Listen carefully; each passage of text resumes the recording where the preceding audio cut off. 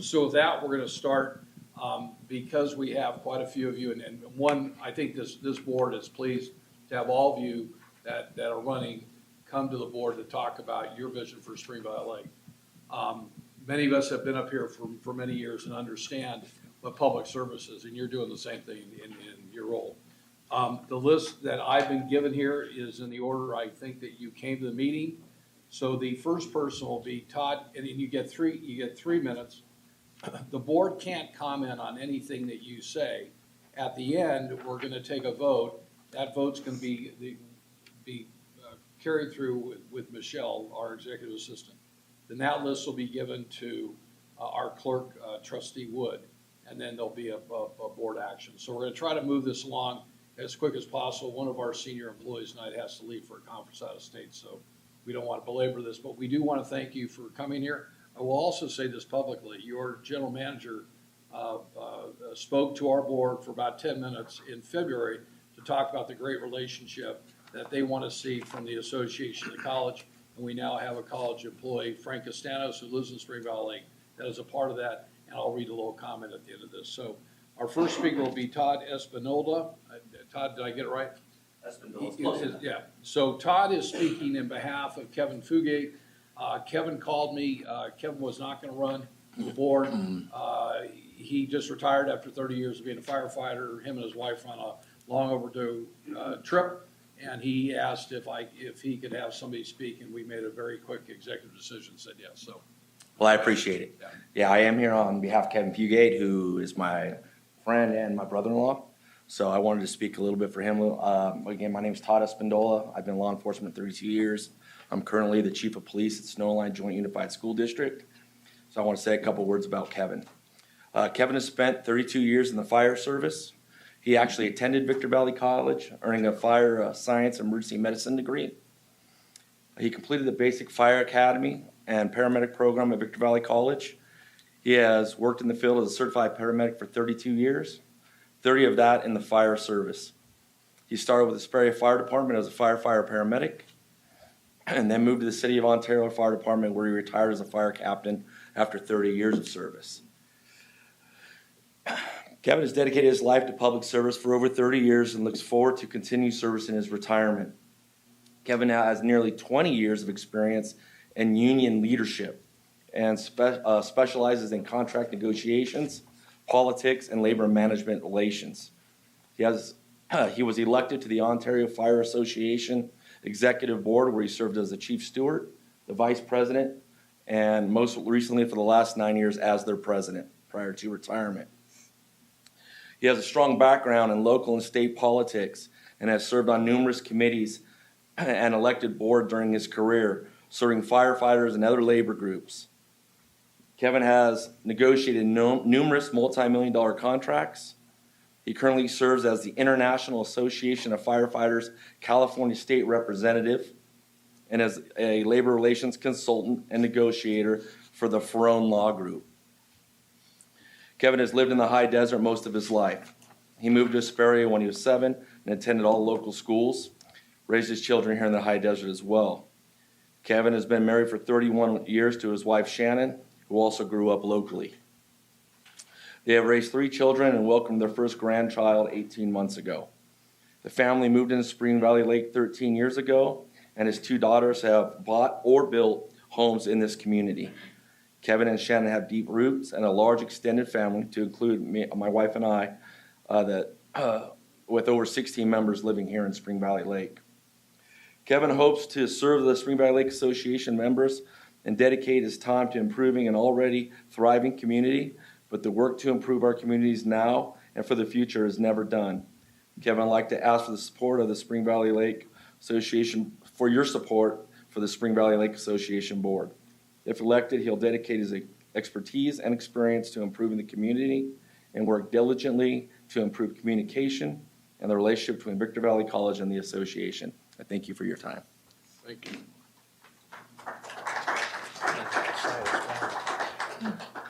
Joanne Romero. Good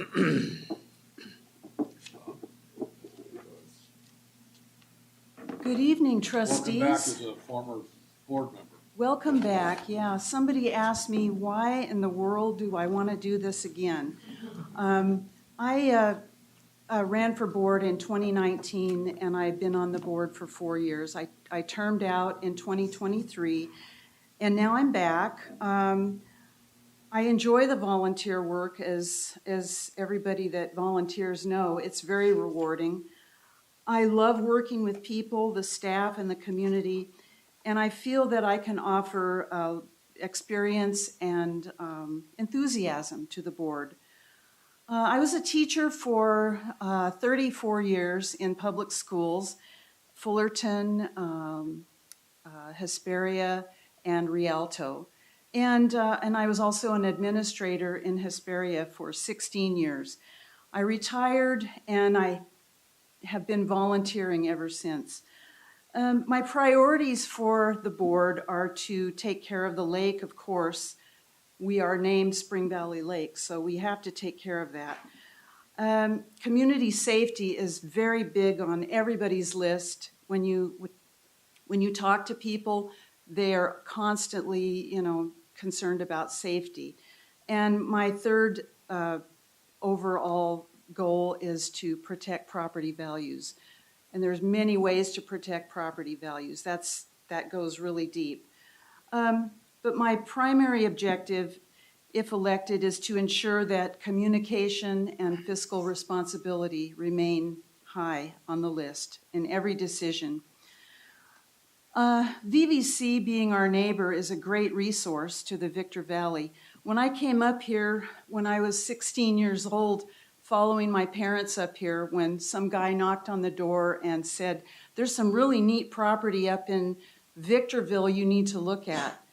And so I tagged along with my parents, and I came to this building and saw that there was a college here that was more beautiful than the college I was going to go to. And I thought, man, that's a really neat area. And lo and behold, I ended up building a house in 1983 and raising my kids here, and I've loved it. My roots are very deep. A couple weeks ago, I had I'll call it an opportunity. I don't know if that's the real word, but I was at Victor Valley, or at Desert Valley Hospital. And I ran into a crew of nurses from Victor Valley Junior College, from this college. And they were so wonderful. And I got talking to one of them, and she was so enthusiastic. And I said, "Why do you want to do this? What is your motivation?" And she said, "Well, I love being out here among the public because it's so much better than working on a mannequin." And so, I mean, you have to start somewhere. You have to start on a mannequin. But let me just finish one little thought, that Spring Valley Lake has the ability to work with this college and bring students to Spring Valley Lake to possibly do some internships. And I did see Mr. Logan's presentation to you folks.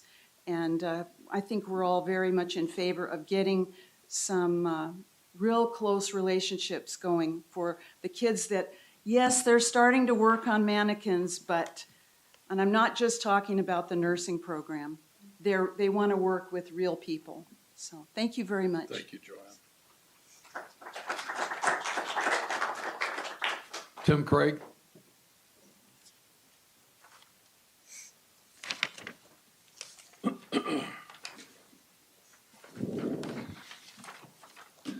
Good afternoon. Thank you for having us today. My name is Tim Craig. You may remember me from last year. I'm the only repeating visitor from last year. Last year I ran against an incumbent slate of 3 gentlemen, came up 10 votes short for making it into office, so I decided I'd give it one more try. This year, when making that decision, I looked for a slate of people that could run with me that had similar vision for Spring Valley Lake, which is not always easy because there's a lot of difference of opinion on, we all want to get to the same place, but there's a lot of difference of opinion on how we're going to get there. I'm happy to say that I succeeded far beyond my wildest expectations of the people I'm running with, all of whom you'll hear from today. We want to accomplish our goals through a diverse set of skill sets that we believe we have, and also different viewpoints that I think will complement each other and allow us to do well if elected to the board. We've also chose to all speak on different topics, so we won't be repeating ourselves today. The topic that I'm going to speak on is reform of our finances and for the association. And we're not proposing really anything revolutionary, but just a return to fiscal prudence and a prioritization of the community's resources and needs. Recently, in my opinion, our community, and that includes all of you, has been treated as a cash spigot for the events that are happening there. You know that a budget is constructed, and from that budget, they determine what the assessments will be, and that's what each lot owner is charged. And I know you're aware of that because you have quite a few lots that fall into that category. But it's a precious and finite resource, cash, to do this and I'm afraid that it has not been always treated that way. We've had a number of major projects that we've undertaken that were poorly planned and poorly executed, ended up costing much more than they should have, without giving us the desired results for what we wanted to see. And that's not good for anybody. Spending money on something that ends up being great and worthwhile is wonderful, but if we're overspending and we're not getting those results, it feels like a lot of wasted money and resource. Our budget process is also somewhat broken, and we're looking to repair that as well. And we have some specific initiatives we're going to be putting into place immediately when we get on the board, if elected, to make those things happen. Because there's a lot of experience on with our set of how we might do that and not just continue what's been happening in the past. Anyways, thank you for having us today, and you'll be able to tell the other candidates that I'm running with by a small fashion accessory you might notice that we're all wearing. Thanks again. Say your name again. Pardon? Say your name again. Name again. Tim Craig. Tim Craig. Okay, I wanted to make sure I had that right. Thank you. Thank you, Tim.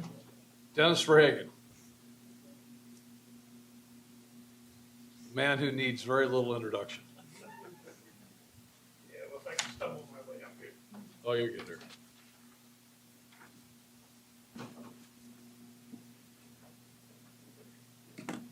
Good evening, trustees.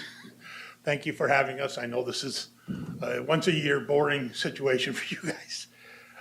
My name is Dennis Verhagen. I've lived in the community for 18 years. My wife and I moved in here in 2006, had a house built. We've been on the planning committee, the finance committee, the budget committee, depending on which year you had it. Depends on what they wanted to call it. The communications committee. We also formed the Coffee Break Club. We also established the first and largest Facebook group for SVL, the SVL Citizens Group. Currently, we have over 6,000 members. We designed the group to foster communication, share interests, and common concerns within the group. I'm also a member of the Spring Valley Lake Municipal Advisory Council. We report to the county and Supervisor Cook. We provide an interface for Spring Valley Lake on county matters, example related to CSA 64, road repair, conditions, maintenance, and of course the archway outside we're still working on. And for anybody that's interested, those speed humps, that's our fault. So, for those of you who've been in the community, know what I'm talking about. My particular focus on the board would be to improve our consistency in our policies and projects, to assist in doing a review of our CC&Rs, bylaws, and rules and regulations and bring them up to date. That means being realistic about our capabilities with an emphasis on protecting our assets and ensuring the beauty of our lake, parks, and equestrian area and keeping it the envy of the desert. And one little side note, yes, I want to keep the college involved. A few years back, when we had a different general manager, Mr. Brady got me in contact with the English department, and I was able to talk to them, and we were able to arrange to have 2 summer interns from your, I would assume, English department journalism for the summer, and they wrote up articles for the Breeze magazine or newspaper, whatever you'd like to call it. So that's one of those things that, yeah, I know that there's opportunity there. We just have to dig it up. Thank you very much, and I hope you vote for us. Thank you. Steve Troop?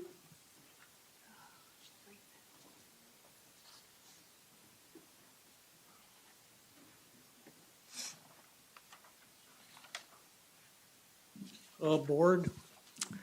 I've lived in Spring Valley for over 30 years, 40 years, since the early 90s. I'm real concerned about the lake, and I was on the lake committee for almost 7 years.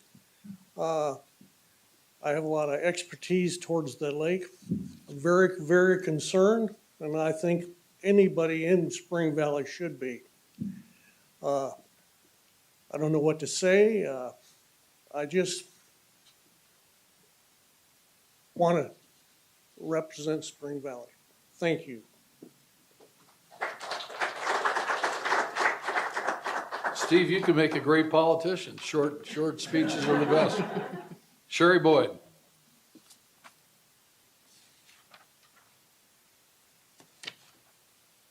And Sherry, you are on the board. I am. And you've served for a long time. Did a I good have, job. and that's why I'm here. My name is Sherry Boyd, and I am currently terming off of the Spring Valley Lake Association Board, and I just wanted to thank you all for your support during these past 4+ years.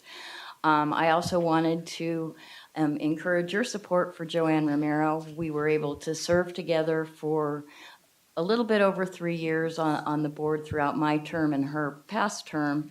And I just want you to know that you cannot get a better candidate to represent Spring Valley Lake. She has such concern and care for our community.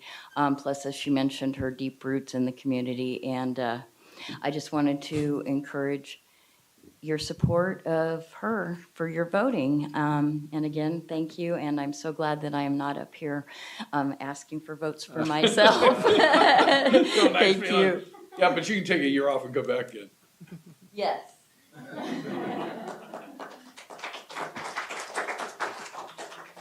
CJ Eversole.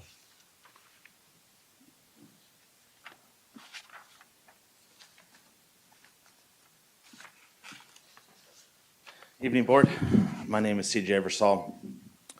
And a little bit of backstory.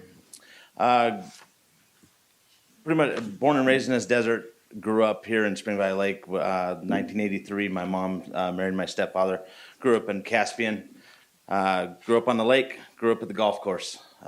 They decided to part ways in 1993. Didn't stop there. I continued to go. I went to Serrano High School.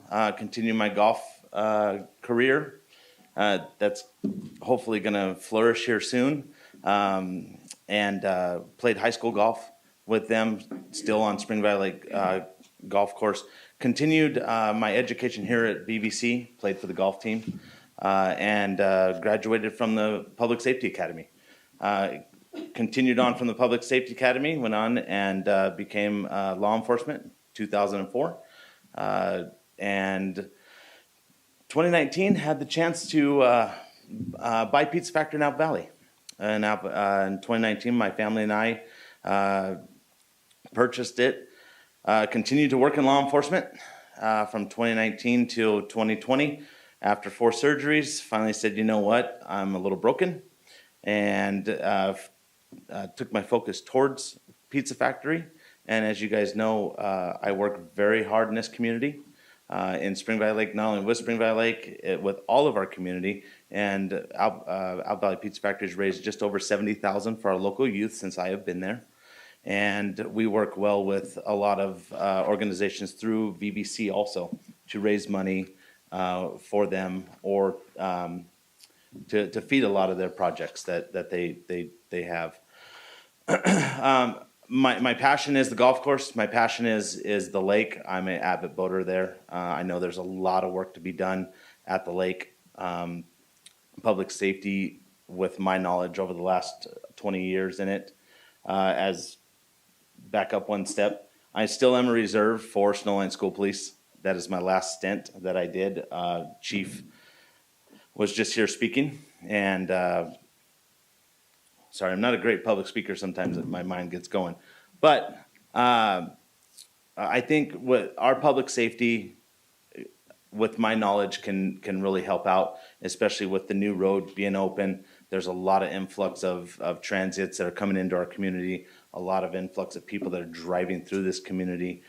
So where can we help? Where can our public safety go with that? And I think that's what I really want to dive into with them. You know, I'm a small chess piece in out of 7 people, and I think that I can really help them out in a lot of areas. So thanks. Thank you, CJ. Thank you, and I hear you are a great golfer. Vicky Fitch.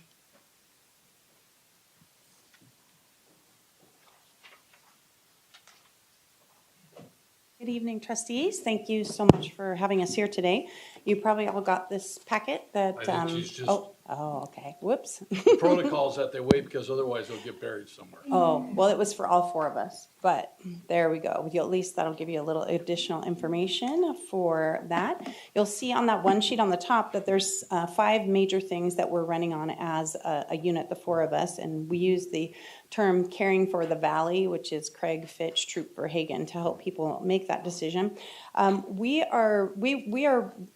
We did a survey of the community, finding out what the community wants, and as residents there, and I'm actually a student here at Victor Valley College as well, which I completely enjoy, so that's been fun. I do woodworking and taking Photoshop, and I see a great opportunity for us to bridge Spring Valley Lake. I mean, you are the bridge between, you know, the equestrian side and the lake side, and bringing unity to our community is something that's really needed there, and this particular school happens to be an amenity, according to me. You know, that's part of what we have. We've got the lake, we've got school, we've got golf, we have so many things, and there's a great opportunity for us to intermix those things together to help continue to build our community.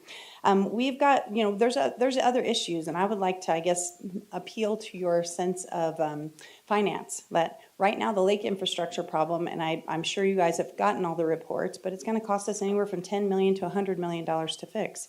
That's going to come, that you guys have a lot of votes there. That's a lot of money coming out of your pocket. We have put together facts, figures, and information to try and limit as much money as we can using the existing things. As a matter of fact, at a previous board meeting, when items come up for, you know, that are on the reserve report, we're looking for alternative ways. When they needed new furniture, there was $15,000 expenditure. I said I can get free furniture for you guys if we just go send a truck and pick it up. They did not choose that option. I'm not sure why, but those are the kind of things, even small things, will help us to mitigate some of the additional expenses that are going to be going out. And that's one of the things that we need. We need a good fiscally responsible board. And like I said, we aren't waiting until we get in there to dig in. We've been digging into the financials. Tim is an expert at that. And I know Steve didn't say much about himself, but he is a Vietnam veteran. He worked for I believe it was the government. And you can see on his one sheet, had over 250 employees that reported to him. We have a lot of skill set here, and we want to put that in. We want to engage that so we can help our community and we can build Spring Valley Lake back. We need the lake of the health of the lake. We need to restore that. It's people are concerned, and maybe some of the things they might not need to be concerned, but with the assets that we have and the people that you have here, I can see a lot of ways that we can coordinate things and within our community to create advantage for all sides. So I hope that you will think about that, caring for the valley. Craig, Fitch, Troop, Verhagen. Like I said, we put those one sheets together for you guys, and we really appreciate your time this evening, and we look forward to serving you. Thank you.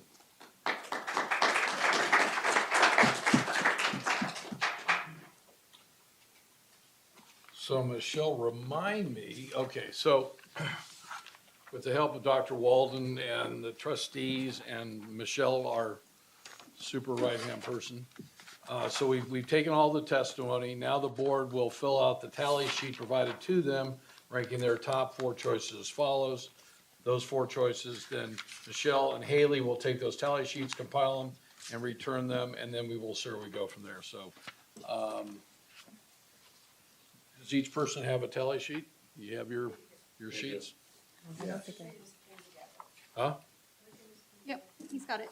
I got Good it to go. somewhere. I'm good to go. We go through so much paper. I don't think I have one. Huh? It's the colored plastic clip. Which one? Oh, right here. Yeah, looking for the green clip. Is it- Well, it's other, Are we all the same? they're all different colors. I know, I love it. And while we're trying, what we're trying to fill this out, I want to say I've lived in the Spring Valley for 36 years next month, Friday the 13th. Liz, thank you, you got here. I just noticed. The issues in the association are real. And the lake is a real big issue. Spring Valley Lake's been around 54 years, built by Boise Cascade. As Joanne said, this was the sales office at one time. It was also the 7-Eleven convenience store. I think what every candidate said is true. I've sat on the budget committee. I think the budget is absolutely broken in there. I don't think that there's the accountability the way that we need to. And I think each one of you did a really good job in trying to summarize that. So with that, does everybody have their scoring sheets? We sure do. I just want to confirm the first public comment was from the gentleman speaking on behalf of Kevin, right? Correct. And that, yeah, His correct, brother-in-law. correct.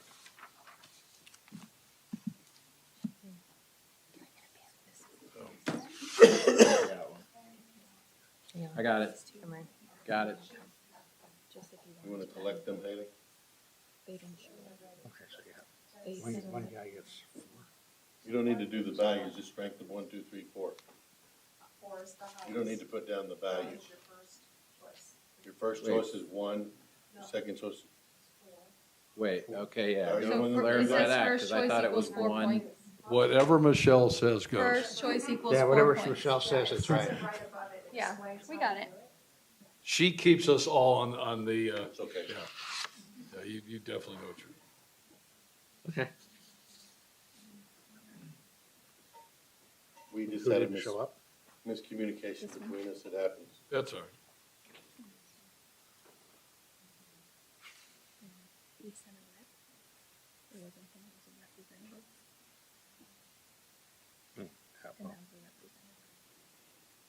Full set. I know, I caught that one.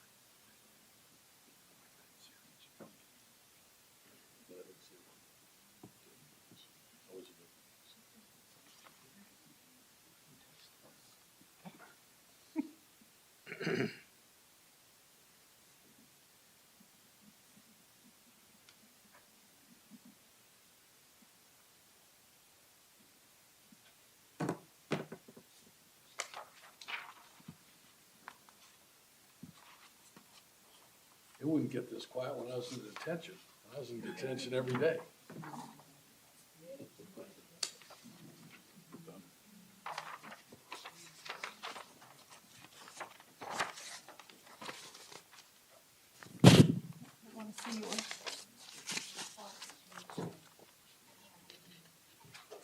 You good?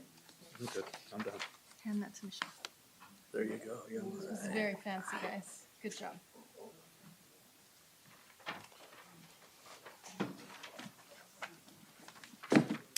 Just keep your stuff over there.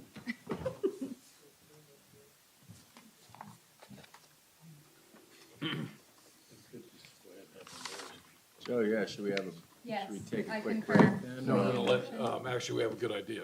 It's a great idea. While they are grading this or coming up, we have a special guest tonight. I think everybody from Spring Valley Lake will enjoy it.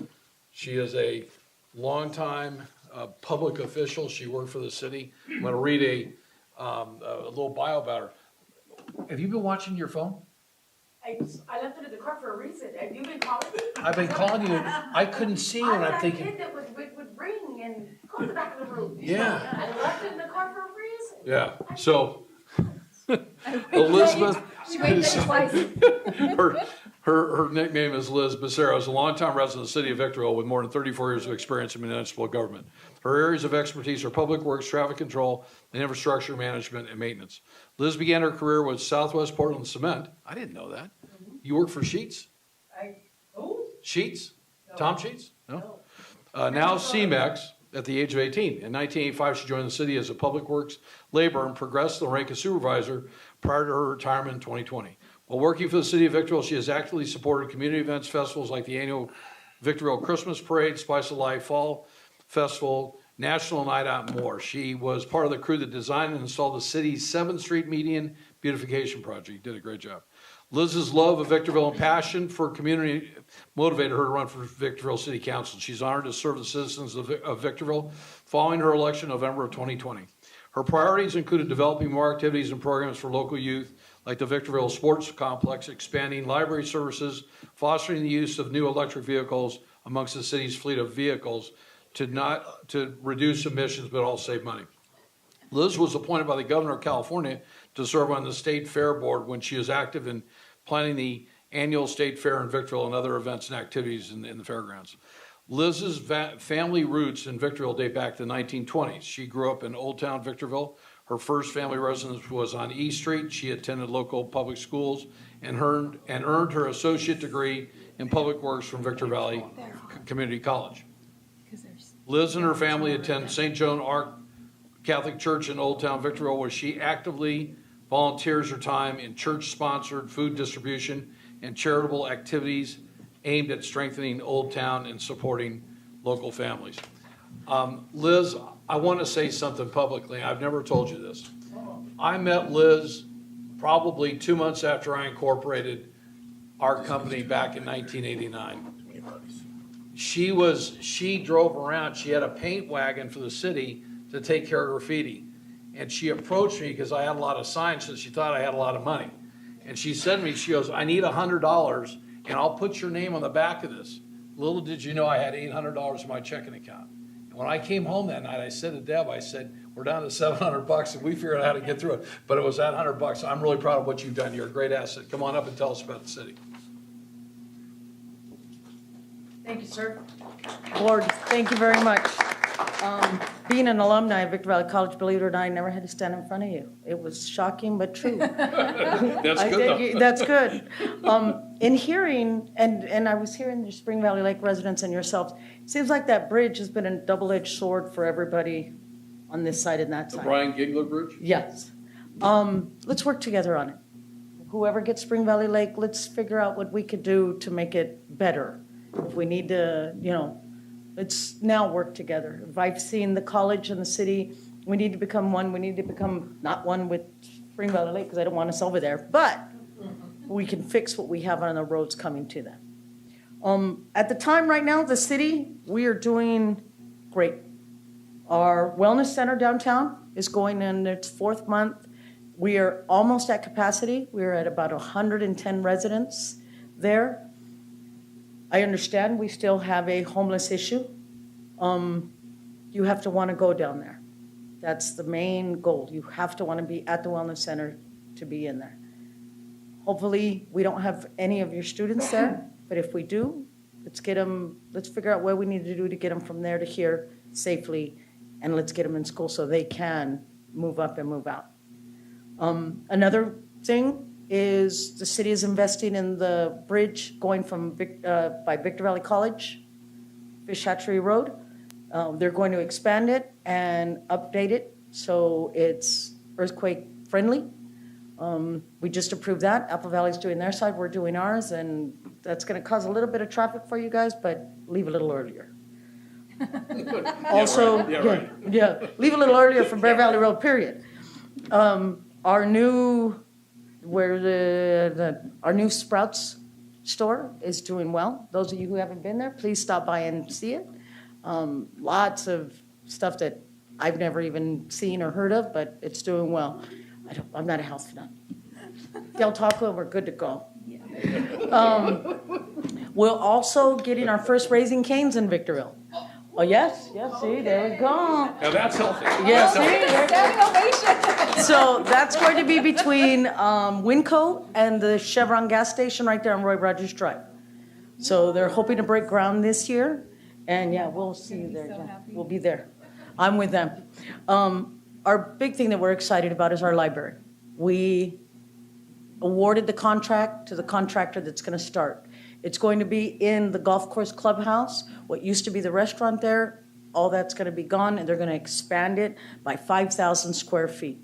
It's going to be state-of-the-art. We would like input of maybe what we need on both sides. Like I said, we need to work together now as one. So if you have anything, We want to hear from you. It's a $9 million grant that we've gotten from the state of California. We're going to put it to good use. We're hoping it will be completed by October 2025, and everything should be modernized. Other than that, if any of you have questions for me, I know it's not a question-answer session, but anything. I also sit on the board for Victor Valley Transit. We can work with that too. If we need more stops, a different stop, or that stop needs to be moved from there, let's work together. Let's make everything better. Let's make everything better on Mayor, both sides. I don't know, Dr. Walden, who at our college, I believe, this number may be wrong, we've identified 30 homeless students, is that right? No, I don't know what the exact number is right now. We've identified, who's in charge of that? Amber, Al, okay. Let me give you, I'm leaving you my card before I leave. It has my email on there. Email me Amber's email, and I will forward Amber's email to the Hope team, so there'll be no interacting. Everything that they do will be between them and the center. So they won't be stood out, completely, or not a lot of people will know, just between the homeless team and the wellness center. And let's get them there. The wellness center is incredibly impressive. It's the most state-of-the-art center of its kind in the United States today. And there are cities coming out here all the time to go through it to see what they've done. They've done a really good job. But let's help your kids, and I'll give you mine. Let's help your kids. And I'm sorry, I call them kids, guys. I'm 60 years old, so anybody under that, I call them my kids. So, anything else? Any other questions? Dennis, it's been a long time. It's been a while. It's been a while, huh? You had a uniform on last time we worked together. Wow. Yes. It's been a while. Yes. Do you have anything you want to tell us about her? I was on the. I was a reserve when Dennis was in uniform. Really? There was a different road I was taking. It's a different world. Yes.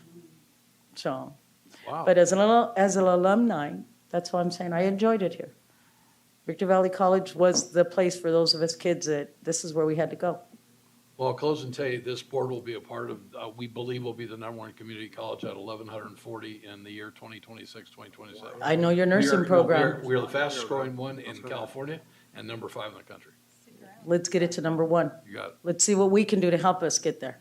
Great attitude. Okay? Thanks, Liz. But let's work together, guys. Thank you, Mayor. And thank you, guys. Like I said, I'll leave you my card and everything, and I'll leave a couple for you guys. If you need me, my cell phone number, my personal cell phone number's on there, my email's on there. Okay? If you check your cell phone. That's bold, girl. That's okay. You can call me 24/7. You'll see how many times I texted you and That'd called be you good. today. Right now when I get back to the car. Like 10 times. Thank you, guys. See ya. And thank you. Okay. Perfect timing. Yeah, thank you. Okay, so you want just to read off like the number one, the number two? yeah, the number 1, 2, 3, 4. Okay, so the number one, was, Vicky Fitch, and then number 2 was Tim Craig. Number 3, we had a tie between Joanne Romero and Dennis Verhagen. And number 4, we had a three-way tie with Carl Eversole, Kevin Puget, sorry if I said that wrong, and Steve Troop. So I did put up additional talent sheets. Can I have one? Oh, that has the results on it? No, I have, if you want to do a tiebreaker, we have additional talent sheets. Oh, I think they can do tiebreaker by vote, by just motion and second. By motion. Right, can I have At this point- your results though? Yes. Yeah, Trustee Wood is our clerk, so I've asked him as clerk to lead us in this and to make sure that there's no Good job, girls. complications because I'm a resident. Do we want to do it one by one or is a complete motion? Sorry. Well, I'll just make the motion. So I'm making a motion, Michelle, that we cast all of the VVC votes for the following 4 candidates. Okay, hold on 1 second.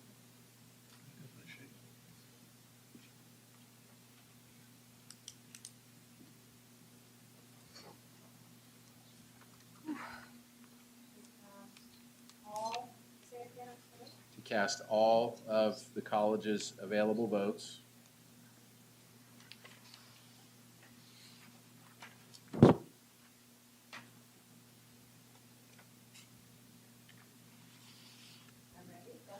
for the following four candidates: Vicky Fitch, Tim Craig, Joanne Romero, and Dennis Verhagen. Do I have a second? Second.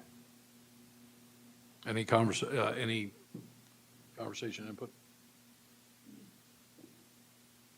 My only apprehension is the vote for the person that didn't come tonight that sent a representative. I just appreciate people coming in person so that we can get to know them. That's just my own personal preference, but. I don't think anybody disagrees. They did a really good job. I didn't Is he hear what still you said. here? Kevin's, did he have to leave? He did a very good job. He let out very well. Yeah, that's fine. It just is helpful to somebody that doesn't live in Spring Valley Lake to get to know the people. I took the time this week to read this, and so it's just helpful, that's all. So in my opinion, I would prefer to vote for people that showed up here tonight. We're, All on this, on the all four that I made a motion for. Romero did not show up. Yes, she did. What were the four Yeah. again? Oh, I'm so sorry. She spoke first. My mistake. I'm so sorry. I was thinking of, There was only one. there was one other one. I don't know what I was thinking of. Never mind. I apologize. Okay, so That's what the guy who didn't show up. Yeah. we have a And motion this and we have a second. Any other discussion? No, I would I say take this. mine away. Okay. Please detract and take mine away. I take it back. Thank you. Never I mind. love you. Never mind. Never mind. I'll say this because we could be here for a really long time. I don't think in all the years, Yeah. I don't think in all the years that I've lived in Spring Valley Lake, at one point was very involved with Spring Valley Concerned Property Owners, or the 13 years I've sat here, that I've seen a better group of candidates come forward. I think the thing I've noticed with this year's group, not that we haven't in past years, but I was a part of a group, and Dennis, you'll probably remember this, that we ran a slate like Tim, we ran a slate every year. But I think we were coming up with the same results after a period of time. We get the same results, call that insanity. I would encourage anybody tonight that's here to stay involved. Spring Valley Lake is the jewel of the high desert. It has some very serious competition coming. Silverwood is under construction. It's a multi-billion-dollar project. Spring Valley, Victor Valley Community College, we get a piece of property tax off of Spring Valley Lake. Your assessed value, last time I checked, was like $1.2 billion a year. We spend here right now $31,000 a year. So it is, to whoever talked about the lake, and I know the lake is something that nobody wants to talk about. I've seen the report. The report was very discouraging, and I felt that it could have been handled, I think, a little bit differently, but that's just my opinion. But anybody that's here that ran, I would really strongly encourage you to stay involved. This is 4 people tonight, 7 people can't cure it. I've seen a lot of great people with great intentions get on, and then all of a sudden they kind of realize the reality. So with that, Dennis, do you have anything that you want to No. say? No, I'm done. Vice President Pinkerton? I just take Do my. you want a voice Voice vote? vote or what? She's going to do it on the computer. I can do it either way. If you can do it on the computer, yeah. Yeah, she's doing the computer. Well, it is shown anyway. So the board, I think, I apologize, Mr. Mayor. Sorry. don't worry. My mistake. A student advisory. Joanne, she is a great trustee to work with. She Yeah, never it's makes questionable. mistakes. We've had some great Duke outs, but I'll tell you, I love her to death. That is so sweet, Joe Brady. I would not let anybody Duke it out with you. I'd beat them up. Oh, She's waiting on student. student advisory. Oh, student advisor, I'm sorry. I'm like asleep at the switch. It's okay. Yes, I It is agree okay. with the motion in a second. Thank you. See? We're here for one reason only, our students. So just let me comment. I know it's really cold for you guys up here, but it's really I know. hot for them back there. I know, but it's blowing right on my neck. But if we open the doors, we're gonna lose the HVAC in All here the completely. Is that Mr. Campbell? So, The legend. Okay, yes. so we have a unanimous vote. Michelle, you need to So back. the 19 votes will be allocated to Vicky Fitch, Tim Craig, Joanne Romero, and Dennis Verhaeghe. Congratulations, all of you. Thanks for coming. Thank the gentleman that spoke in behalf of Kevin. I've never met Kevin. He did call me. He was incredibly professional. He was bummed, but, you know, he said, Joe, I've got 30 years. My wife picked a trip and we're going to go. And so thank you all.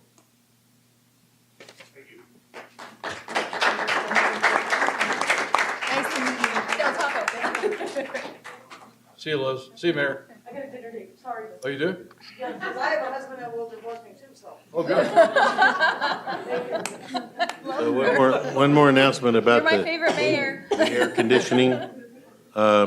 You only have 2 more months of this room, Thank you. and July will be in the new building, according to John. Allegedly, John Nolan. I will all. Oh, gosh. I just want to say this to the board.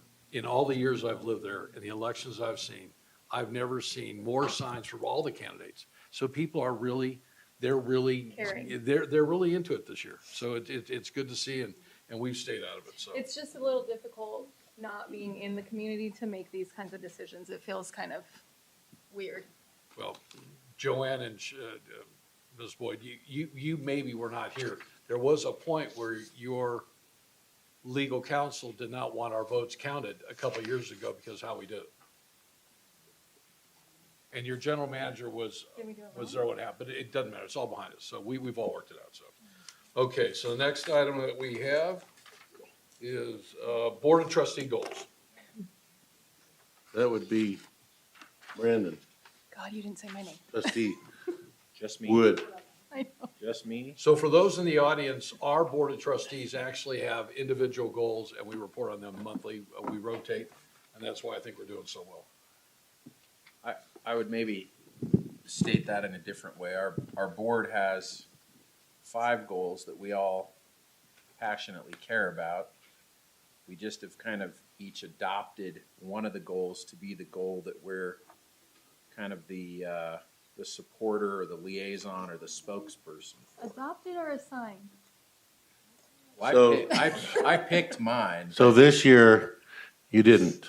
This year, we depend on a report from Michelle each month as you rotate, and you read off what she's reporting on, that the whole board is doing. You did not pick individual goals this year, but you're getting ready to do your evaluation. If you want to do your favorite goal next year, you can sure do that, but we didn't do that for this year.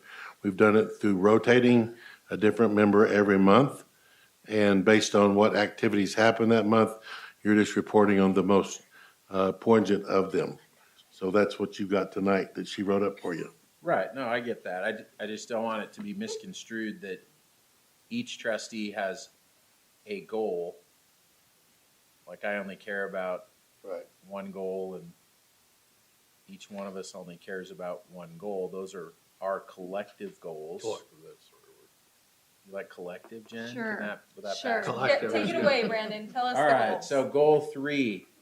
This goal emphasizes the board's commitment to supporting the college's effort of improving student outcomes,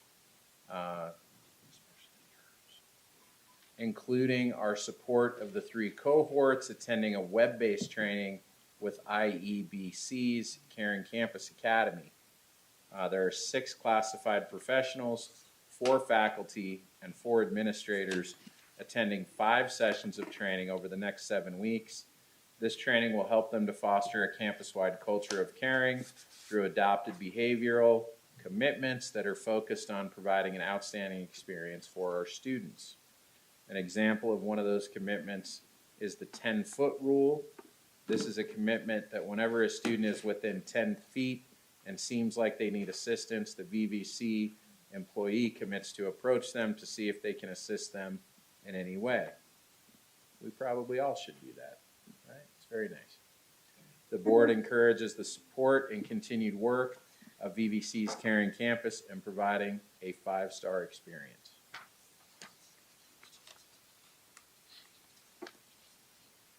The end.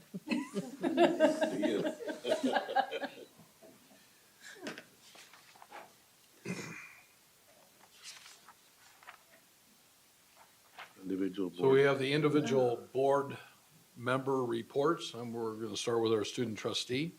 All right. So a lot has happened this past month. BBCASB went to Washington, D.C., which I will have a presentation later for you. I also attended the Gay Pool events on April 2nd and April 3rd, which went really well. And then this past weekend, BBCASB members also went to SSCCC General Assembly.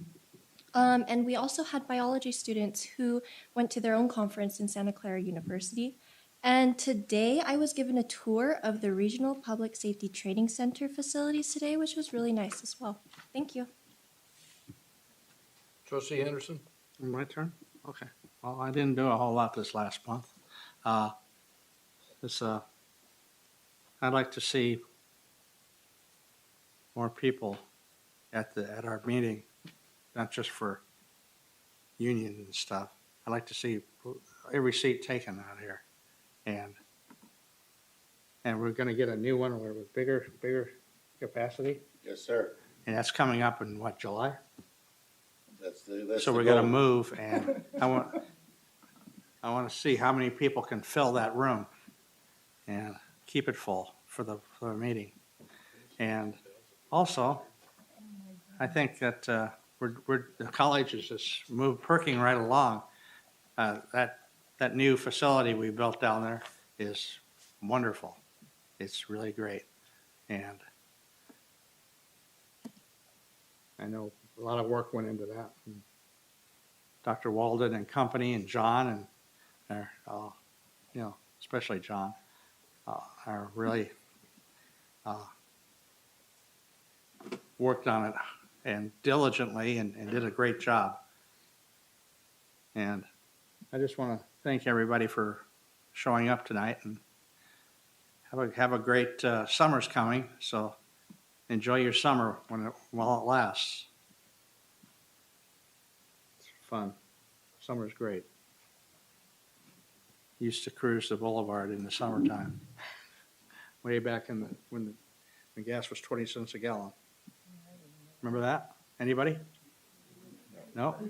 20 cents a gallon for gasoline. I started when it was 33 cents a gallon. Huh? 33 cents a gallon. 33 cents. Bring it back. Hopefully. Let's hopefully. Well, your dollar's not what it used to be. But anyway, that's all I have to say. Trustee Wood? I have really nothing to report on.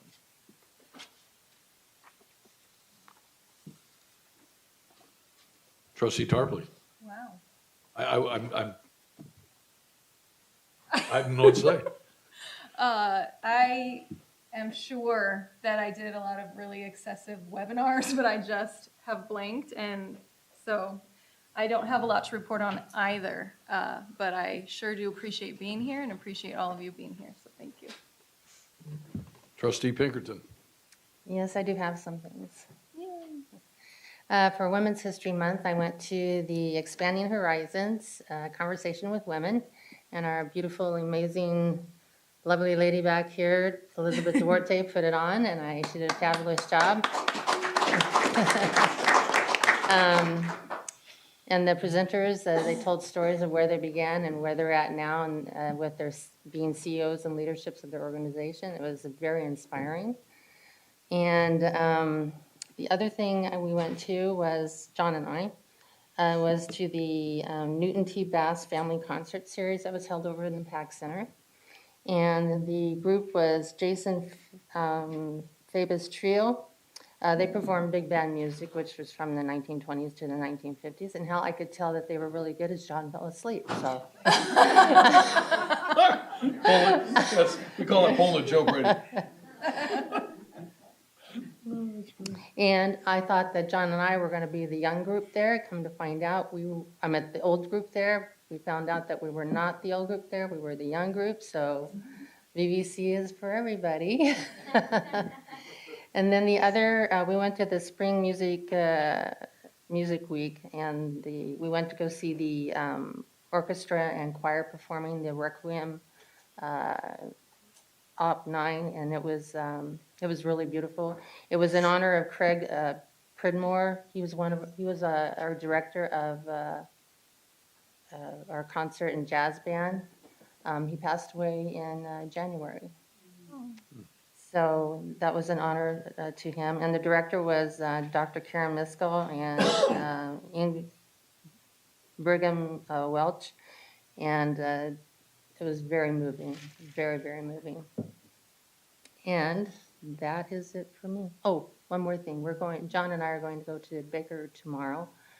We were invited by one of the adjunct faculty here. He's also the assistant superintendent up there in Baker. We're going to go up there. We're going to take some VVC swag so we can give it out to the high school students there. And they're going to present us with some of their stuff there, some speeches that they're going to give. There's going to be some other county figures there, so we'll be there tomorrow. And, oh yeah, we're taking some stuff from Barstow too up there. So looking forward to that. And that's it. Trustee Pinkerton, former trustee, former board president, John, we appreciate all that you both do. You both do a lot. This last month, with the help of Lee Bennett and two of his professors, Keith Shanner and Steve Coltis, and in conjunction with Dr. Todd Scott and Mackenzie Tarango and Dr. Walden, the automotive group met for their accrediting program. We had dealers from Valley High Toyota, Honda, Nissan, Kia. I think we had Victor Valley Motors there. We have made contact with all the dealerships now and hope to have them for a separate lunch in May to talk to the owners about the programs that we have here. But the lunch that I think Mackenzie started out a little slow. There was a lot of hiccups. We did everything we could. It worked out well. The room was full. I think VVC found out what the dealers need. I think the dealers heard from us on what we were doing. I think there was a great exchange, and it was really actually pretty exciting. So it was a 3-hour program. I did find out that my longtime friend Scott Dickinson, who's been the executive vice president of Browning Auto Group, they have 4 dealerships up here, but 14 total in Southern California, will be retiring at the end of May. So, and I want to thank Lee Bennett. His staff did a really, really, really good job. Secondly, I attended. I've had a lot of coffees, a lot of lunches, a lot of meetings, a lot of people from here and there. But our good friend, former trustee Pinkerton, facilitated a discussion between myself and a gentleman. I was not expecting you to be here, and I was going to talk about you anyway. And that's James Campbell. They call him JC, who is president of NAACP. We had a great coffee about a week and a half ago and talked about, what can we do together to leverage who we are here in the region, and what can we do for our challenge youth. So we're still kind of, as my mother used to say, I'm noodling over it, and that's what we are doing. And JC, I thank you much for a great conversation that was very honest, and I think it was intended to be like that. And Trustee John, thank you for facilitating that. So just a great thing. So with that, we will get on to our next section, which is our board president superintendent's report. First thing is ASB goals. Hello. So I apologize in advance. I'm going to be taking up a little more time than normal tonight. I have 3 presentations, but I just believe the students have accomplished some great things this past month that need to be shared. I'd first like to invite the biology students up to give their little presentation. I believe I have 3 here tonight, Jeremiah, Taylor, and Julia. Would you guys like to come up?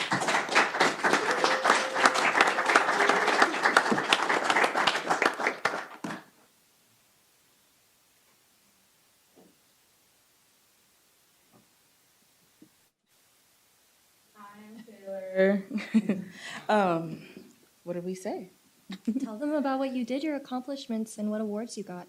Okay, we were able to go present at Santa Clara University we did 3 different presentations. We were just one of the many groups about bloodhound trailing with arsonists, bloodhound trailing t-shirts, and bloodhound trailing being able to detect scent from urine. 2 of our presentations won, the urine one and the t-shirt trailing one, and we won Best Talk. That's what it was. Sorry, I was trying to remember. Sorry.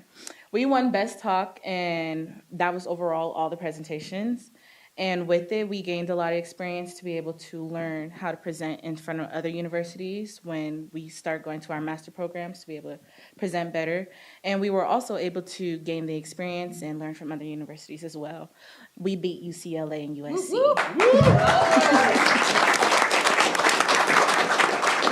There's not a lot of people that can brag in the high desert that they did that. Yeah. Or the Mojave River Valley, I should say. That's great. Yes. Wow. We're all done. Don't be shy. Yeah, don't be shy. You're next. Well, she basically covered everything. Yeah, we were against some pretty high-class universities, and we were able to beat them out in each of our divisions. We were the only ones to do research with bloodhounds in the entire competition as well, so we had pretty unique projects. Very cool. Thank you. You're next. Again, to piggyback on the we beat UCLA, USC. Yeah, you did. Thank you. And I again, believe a big also thank you to Berkeley. ASB. That should be UC it. Berkeley, St. Mary's. Yep. No, not St. Mary's. No, St. Mary's. St. Mary's? St. Mary's. St. Mary's. Keep it St. going. Mary's, Santa Clara. We had some. The host? Yeah, we had a lot of big colleges out there. And we like to thank ASB for funding us to be able to go on a trip, as well as our professor, Dr. Lisa Harvey, for being our person that got us through all this. What was your name, sir? Jeremiah. Jeremiah. Thank you. Hopefully, Mr. Sewell can get that in the LA Times, the Wall Street Journal, the New York Times, even maybe the Daily Wall Press and Street VVNG. Journal. I mean, that's a great headline. BBC beats UCLA SC. And that's big. It's bold. Okay. All right, thank you. Congratulations. Congratulations. Thank you.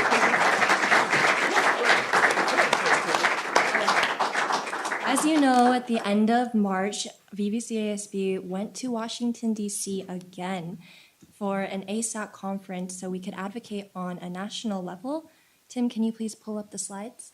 I'd also like to invite the ASB members here who went on the trip if you'd like to join me on up here.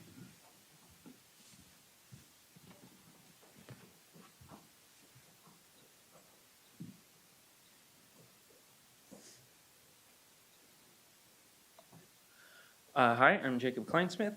I'm the Fine Arts Senator for ASB, and I'll start with this presentation. So this is about our trip to ASAC. On the next slide, ASAC is the American Student Association of Community Colleges. It's been active since 1984, and Robert, how many years have we been going? 25. That's a lot for some people. So the point of this is to provide students with training in leadership, advocacy, and citizenship. So we attended a couple of workshops, some about code switching, which was really interesting, given by Chris Molina. And there was also one on microaggressions and public speaking, which a lot of you found helpful. So it was, and then that's us in the airport at 3-ish, 4 in the morning. Next slide. So Robert and those discount flights. I heard Robert had a coupon? A coupon? Right. Business class. At 3 a.m. it was buy one, get 15 free. But you have to be on the plane that the engine's not falling off. So this is a picture I took from our service project. So every year that we go, we try to leave the place a little better than we found it.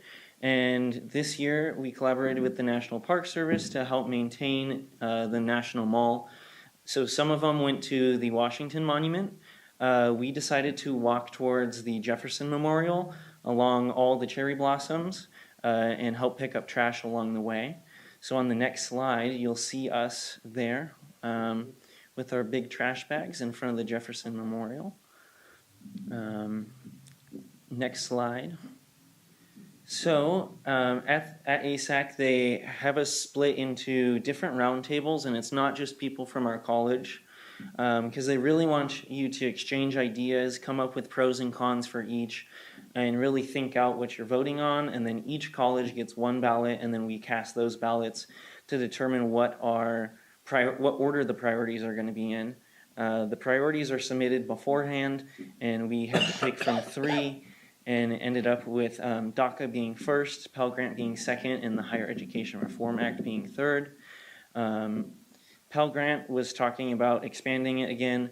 Unlike our conference the first time, this one was talking about extending it to non-credit programs as well. And Higher Education Act reform. We were asking to reauthorize the Higher Education Act reform because in the act itself, it kind of has an expiration period. We have to redo the act, and it has not been updated or redone, so we kind of just want to push it because it'll help community college students transfer into higher education and continue their careers in universities as well.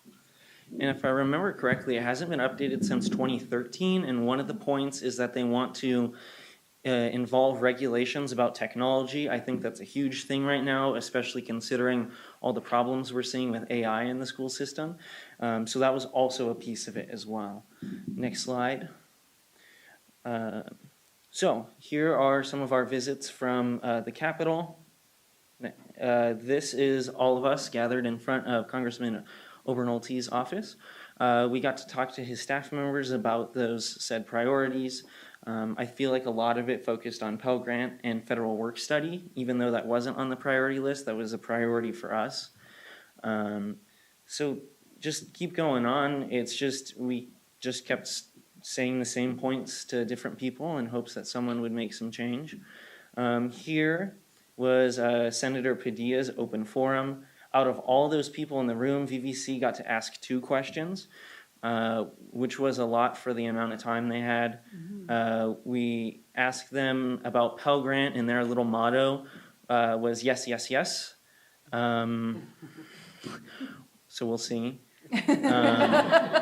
They were just talking about how things on Capitol Hill move a little slowly. And then they were talking about some of Senator Padilla's initiatives, such as basic needs. And there's another bill that they talked about.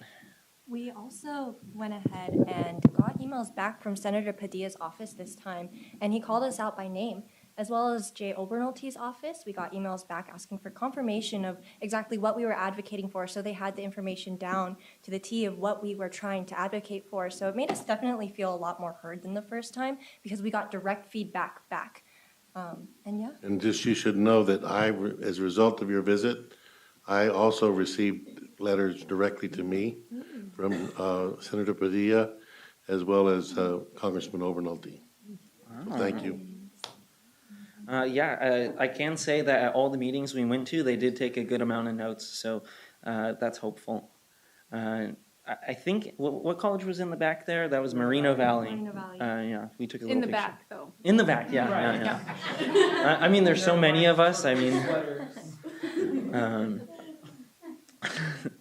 So, next slide.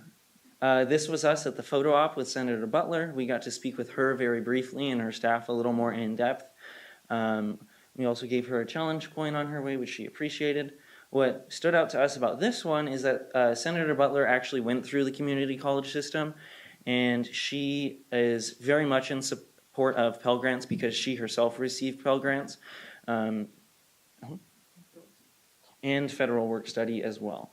And she's in an interesting position because she's not running for re-election, so she doesn't really have to die on those political hills. So I'm a little hopeful that her office can get some stuff done before they're out. Next slide. Here was our visit to the Tomb of the Unknown Soldier. This is an important slide, and it stands out from the rest of the sites we saw because this has kind of become a tradition with VVC, is that we go and we lay a wreath at the tomb. So on the next slide, here it is. Andrea, Haley Reyes, and Jorge Almendarez all got to go and be a part of the ceremony.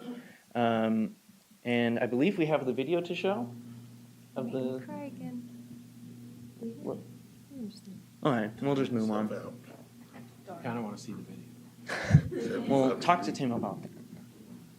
Anyway, so we ended up taking a picture afterwards, and that guy right there on the left-hand side, he actually graduated from Hesperia High School.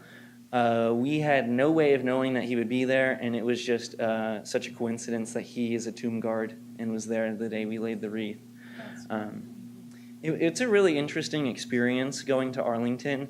I don't think there's any way you can keep your spirits up when going there, unfortunately. It's just such a solid and solemn and sacred ground, and it was a great experience for all of us. Next slide. The sites.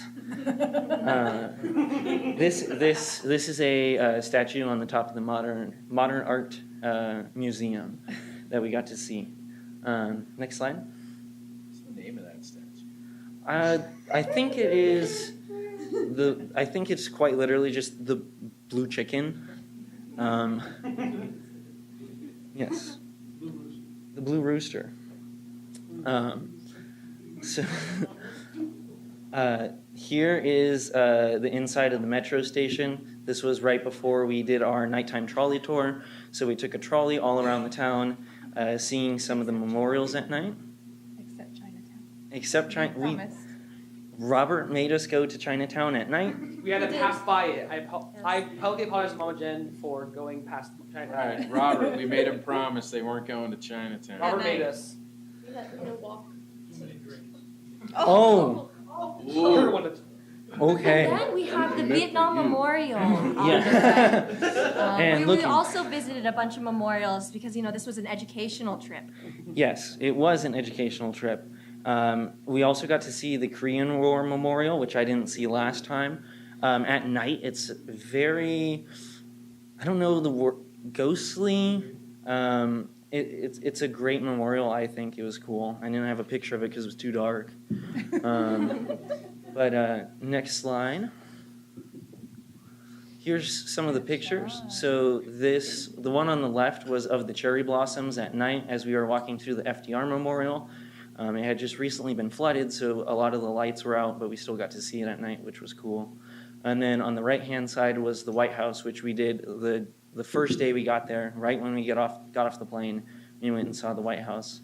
On the trolley tour, we also got to see it lit up green for St. Patrick's Day, so that was interesting too. Next slide. Here was the Iwo Jima Memorial. This one is in Virginia, so a little across the way. But this was also part of the trolley tour. This is honoring Marines in general, even though it's called the Iwo Jima Memorial. Next slide.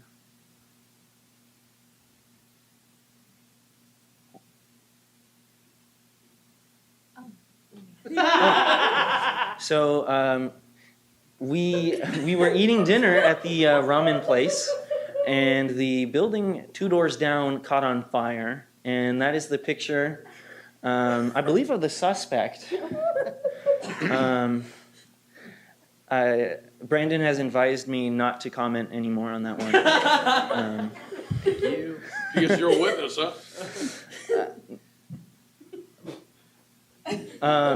He's taught you well. And then on the right-hand side, we have...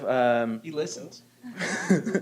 On the right-hand side, we have when Jen took over the microphone on the airplane to start a friendly rivalry with Chafee, who we just happened to be sharing an airplane with.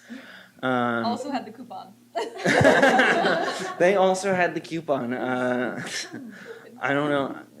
We had a couple extra, I guess. Or they were expiring soon. But it was funny because they convinced the flight attendant in the back of the plane to make an announcement about the trip they had just gotten back on. So they invited us to talk about our conference as well on the plane. They ignored us initially, and I had to jump over people to grab the microphone and speak. Because I was not going to let them acknowledge Chafee without acknowledging us. Were you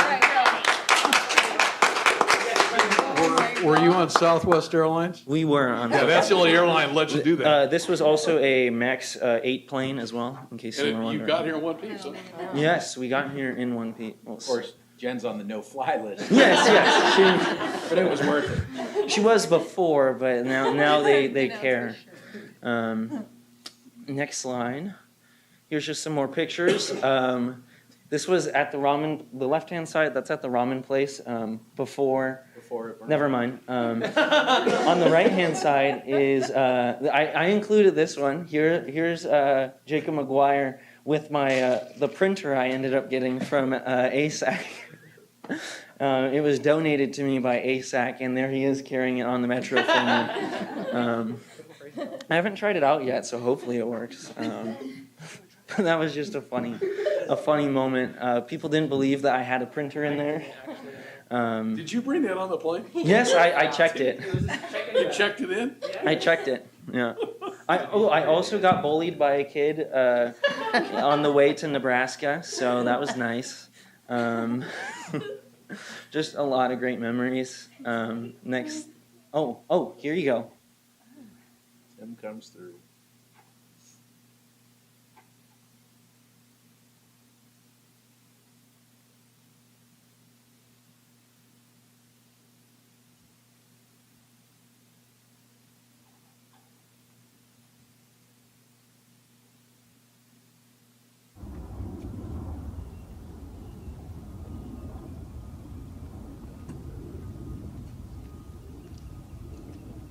Reason.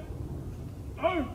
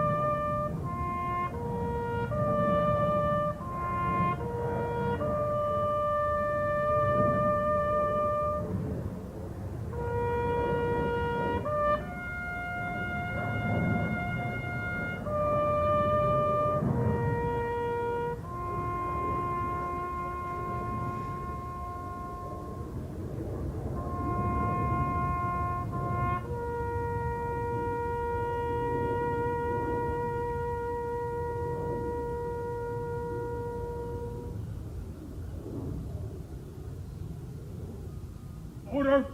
Out!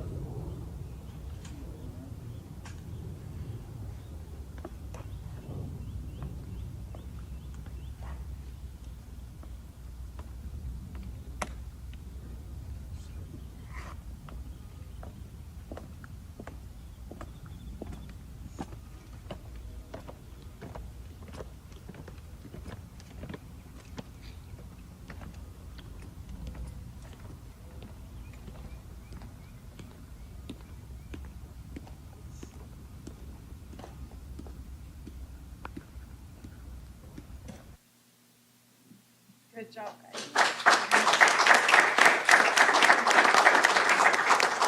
And then I believe there's just one more slide.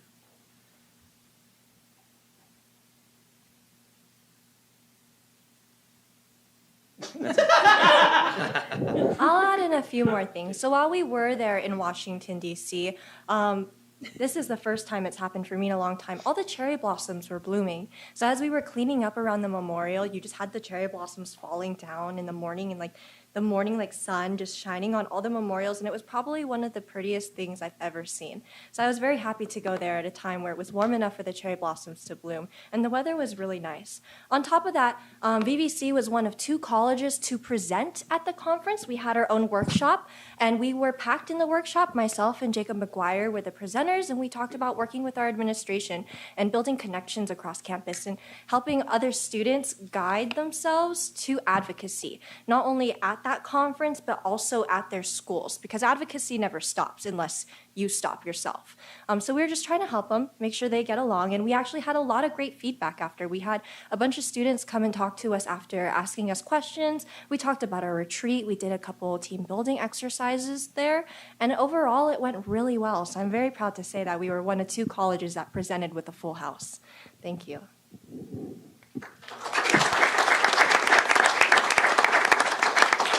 Would any of the other ASB members like to give a little elevator pitch about the conference?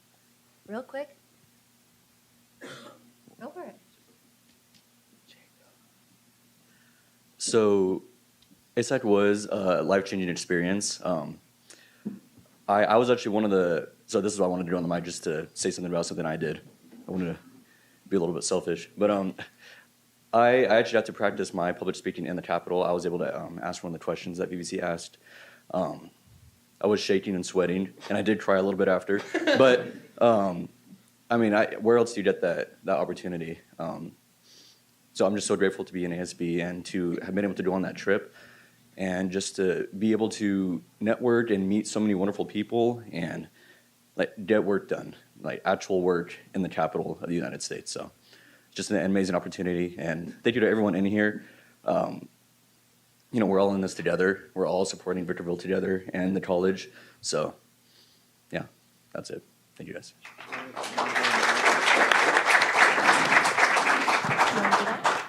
And shout out to Angela and Andrew for driving us to the airport and back here safely. That is it for Washington, D.C. I know I'm taking up a little more time, but I have one more presentation. These are our major accomplishments that we've had this past month. Can you please pull up our SSCCC General Assembly presentation? So this past weekend, 8 students went to SSCCC General Assembly with our advisor, Robert Sewell, and our mentor, Tim Isbell. There, how it started is we turned in, I mentioned this at the last board meeting, 3 resolutions that the students had done, and all 3 were accepted by SSCCC, 2 going in consent agenda and 1 up for debate. Next slide, please. So this was our team. We had the 8 students there from VVC ASB, but we also ended up adopting 3 students from other colleges as well.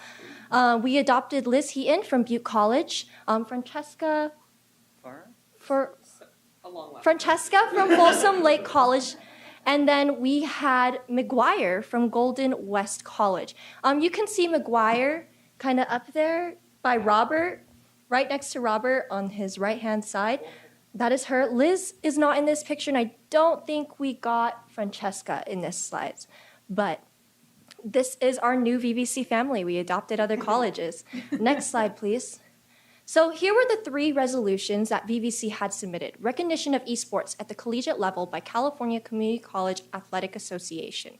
And the second one is the expansion of CalFresh EBT to campus state operated food services. And the third one is clarify the ranking system used for state funding of student housing on California community colleges. And each one of you guys up there on the board have a copy of our resolutions too, if you wish to look at them. Next slide, please. I won't read it all, but this is our whereas part of the resolution. Essentially what we're talking about is we're stating how the, the elementary and the high school and middle school levels athletics association has already recognized esports as a program of their athletics association. So they're already getting funding for their program. It's already in system. If you're familiar with a few of the high schools around here, they already have the program in place at their high schools, going to competitions, transferring to universities on these scholarships because it's considered an athletics program now, so they can transfer with it, with these scholarships. But also universities such as the University of Irvine offer scholarships for players for esports teams when they transfer there. So it's a big thing because the community colleges of California have yet to recognize esports, meaning a lot of our students at community colleges are losing a bunch of transfer opportunities, especially when it comes to athletics.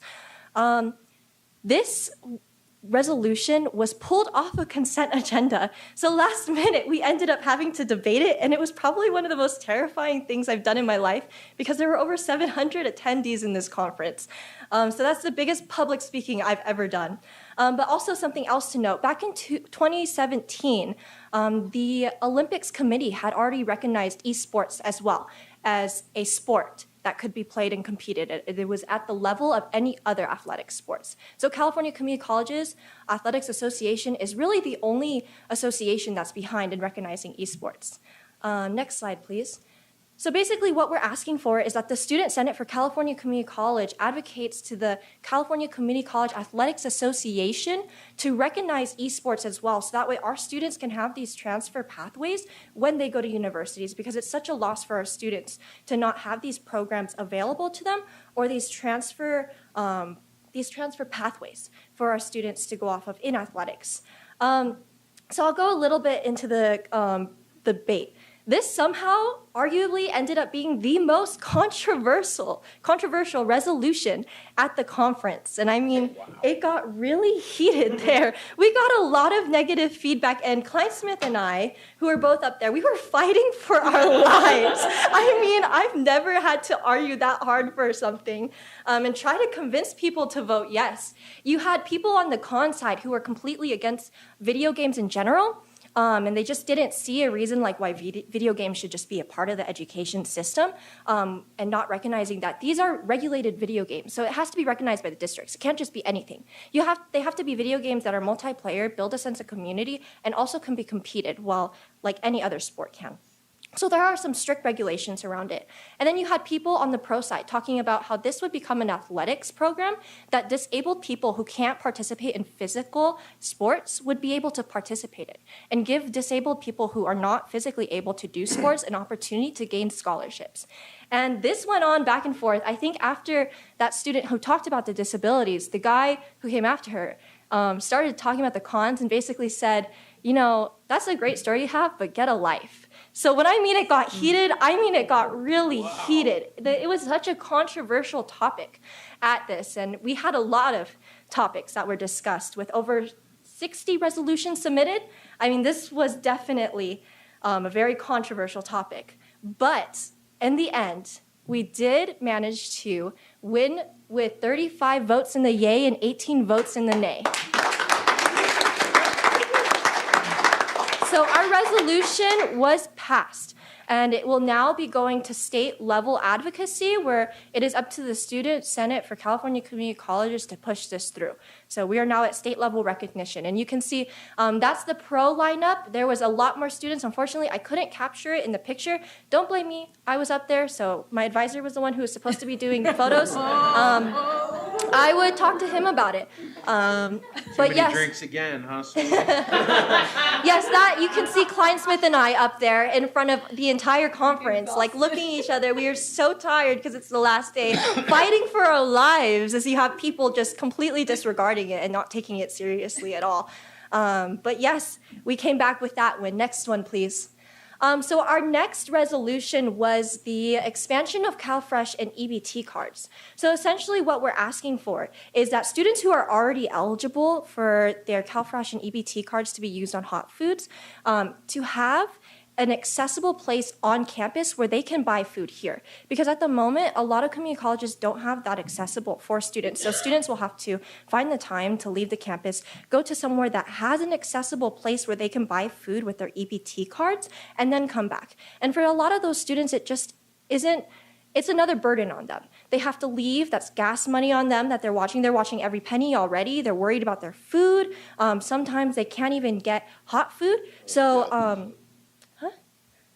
So what we're asking for is essentially that all California community colleges have at least one accessible place for students to use this, their EBT cards to buy food. And I believe CAAB 2033 is a current bill that is in committee right now. And if it passes if it passes, it'll go into effect on September 1st, 2025, and it would mandate that all California Community College have at least one vendor on campus, whether it's a grocery store or someplace for students to get food.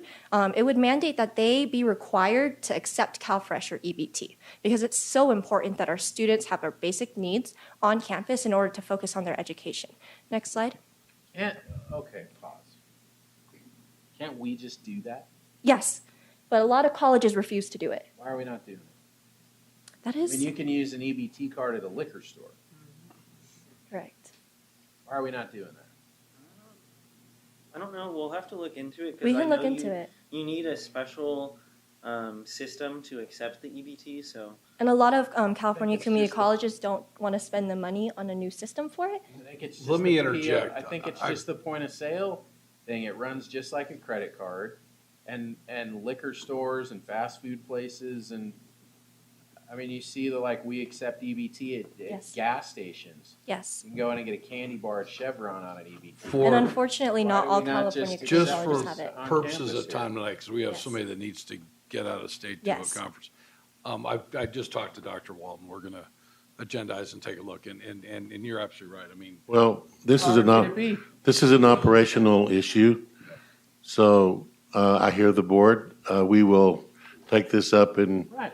look into it and Peter report with back to the board. If there's some reason we can't do it, we'll find out why and let the board know that. If we can do it, we will do it. Thank you. Sorry to So- interrupt. No, you're good. You're good. That just seemed too simple to let that just sail on Yes. by without. There are a lot. The majority of California community colleges don't have it, and it's really important to students that they have it. But this is the resolved, just asking for that fix. Next slide, please. This passed 50-2, 50 in the yay and 2 in the nay. And as you can see You here, voted no. Let's go find those.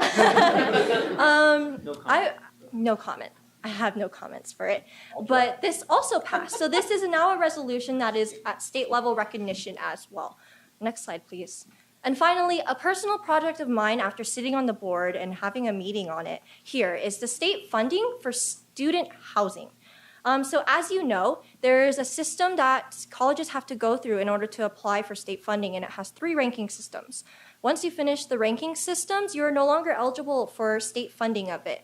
However, we're finding inconsistencies within not only the ranking systems used to do it, but also with the state releasing money and telling us how many colleges are going to earn this state funding for it. And it's a significant issue because student housing isn't something you can just wait on. It's not something that you can just pass by easily. Oh, well, we have this much extra money. We'll just find out how much leftover we have and then give it to you. No, we have students whose lives depend on this. And what we're asking for essentially, if you could go to the resolution slide, it's a long whereas. Next one, please. We're asking for essentially transparency between the state, our elected officials, and community colleges. We're not asking for more funding, we're just asking for transparency. We're asking them to release this information before the ranking system goes out. So that way California community colleges can prepare in advance if they know they are not eligible for this state funding anymore. Because at the moment, I believe we've already submitted our rank 3, I think it's called, and we haven't heard back as to how much California is going to send out for funding or how many of the ranked colleges will receive that funding, unless anything has changed in the last month. No, that's true. That is true. So that's essentially what we're asking for. And this, next slide please, passed with unanimous affirmation. And yeah, so all 3 of our resolutions came back, passed, and now recognized at state level. And next slide. Now for the fun complimentary photos. On the far right, Robert really wanted his scribbles on this, so I told him I would allow for his notes to be on this, so I dedicated that one little picture for him. On the left, that's us having dinner at the Mission? the kitchen at Kitchen at the Mission. It was a little detour we did on the way back. And in the middle, that's us taking a picture with Dr. Julie Adams, who works with SSCCC. Next slide, please. So SSCCC had a little fun dance for us at the end of the night where we got into their photo booth. And these are pictures from the photo booth that we had. We had a lot of fun. We worked really hard, but we also did try and make the most of every minute of it. Next slide, please. On the These are my delegate ribbons. I went as the ASB president, the student trustee, and the SSCCC delegate for our region, or I'm sorry, our college. It was a lot to manage. I was really busy the whole time. They essentially what that means is, while I was working the whole time, they could get up, do whatever they wanted, and grab snacks, get water. While I'm sitting here on my laptop trying to pay attention and work the whole time. Confirmation. We did make sure Jennifer was taking care of the entire time. Good She job. was busy. I couldn't leave to use the restroom though, which sucked. The restroom. Scheme, I'm sorry. And then on Robert's stickers, as you can see, he has advisor, slacker, party animal, you think, and early adopter on his little name tag. And that's just some fun we had. Next slide, please. And this is our road trip back. We have been working really hard this past month. All these updates are just from the last month alone. We really had no time to rest. I think I got back and I went straight. We got back Monday morning at like 1 a.m. And 12:30, and then we went straight back into this week to working and making these presentations and continuing with advocacy because there really is no rest in advocacy. Thank you so much. Before you sit down, so you've got three things here that you really cared about. First of all, the esports. We have a beautiful room here. We spent $250,000 making that esports room what it is. And the cabinet just approved, we had a sponsor before and that didn't work out. I think it was due to health issues or other things. But cabinet just approved, not this last Monday, but the week before, to actually hire a coach to get our esports program going and to utilize that room to its fullest potential.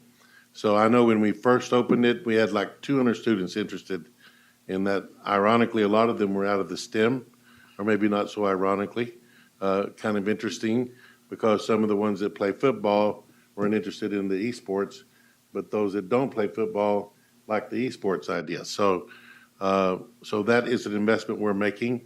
Also, you should know that we recently signed on to a program that will, so right now, in order to get CalFresh, you have to be working. We just signed on to a program that's a government program that will qualify students to waive the working requirement, and they would qualify for CalFresh. So that's coming, and Amber Allen is already working on that, and we're excited about that. That's going to be a good thing for the college.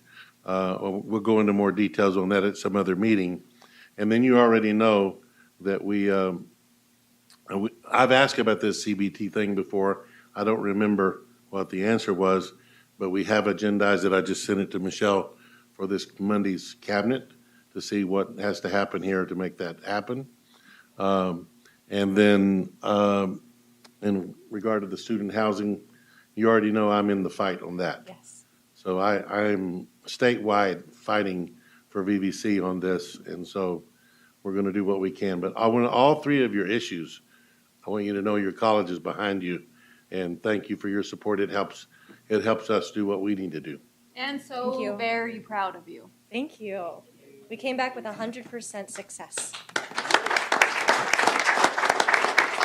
All right. Your group brings a whole lot of energy this year. I'll just report that one of our graduates from Hesperia, who you saw back there, his name's Isaiah Jazzo Champagne, graduated from Hesperia High School as one of the honor guards of the Tomb of the Unknown Soldier. So. And real quick, I just wanted to let them have an opportunity to say like one sentence. I know I'm already taking up a lot of your time. Just an elevator pitch if they choose to. Real quickly, for those of you who have seen Office Space, Robert and Jen had tons of flair. During esports, we were accused of being puppets of the Saudi Arabian government and big tech. That was an interesting topic. And I was one of the only ones that stayed awake in the van on the ride home. She said. He said You guys one have of- like 2 minutes to like finish this up because we need to move. No? Would you like to say something as a newcomer? I will.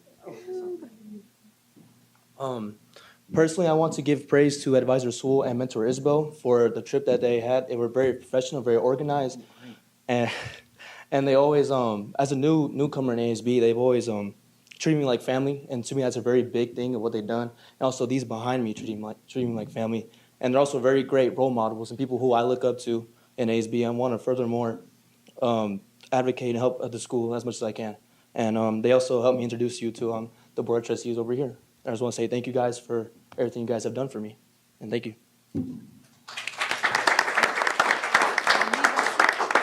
Thank you. Thank you very much. All right, John, we have a quick facilities update. So the current completion is scheduled for the event center and stadium is June 25th. Ooh. This week, hopefully, we're gonna start paving and finish the paving on Fish Hatchery before the students and the faculty get back on Monday. Really busy down there, and we're getting some work done. You can tell. You really tell. Congrats. Kirsten, you ready for the foundation?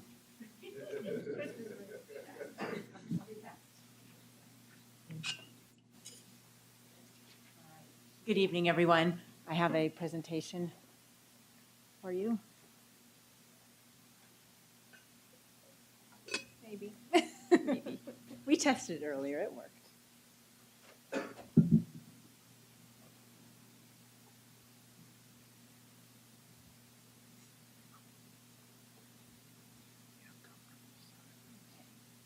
All right, here we go. You can jump right to the next slide.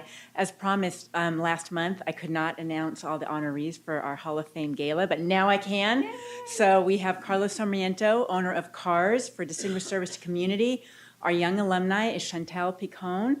She transferred out of here in 2019 and is new teacher out at Riverside Prep. Correct, okay. And Distinguished Service to Education is Jan Gonzalez, former superintendent of Victor L. Our alumni was Martha Mendez, our very own Martha Mendez, and our President's Award, Mark Creffield. And I wanted to share a little video of Jan's surprise with you. Exciting, it's time to go and announce our winner and honoree for their distinguished service in education to our community. Let's find out who's going to be. I'm just completely, I'm crying. Thank you. You're welcome. No, you know, I Victor Valley College did so much for me, allowed me to go to college while I was raising my kids, so I love that place, so thank you. So do we. Yeah, yeah.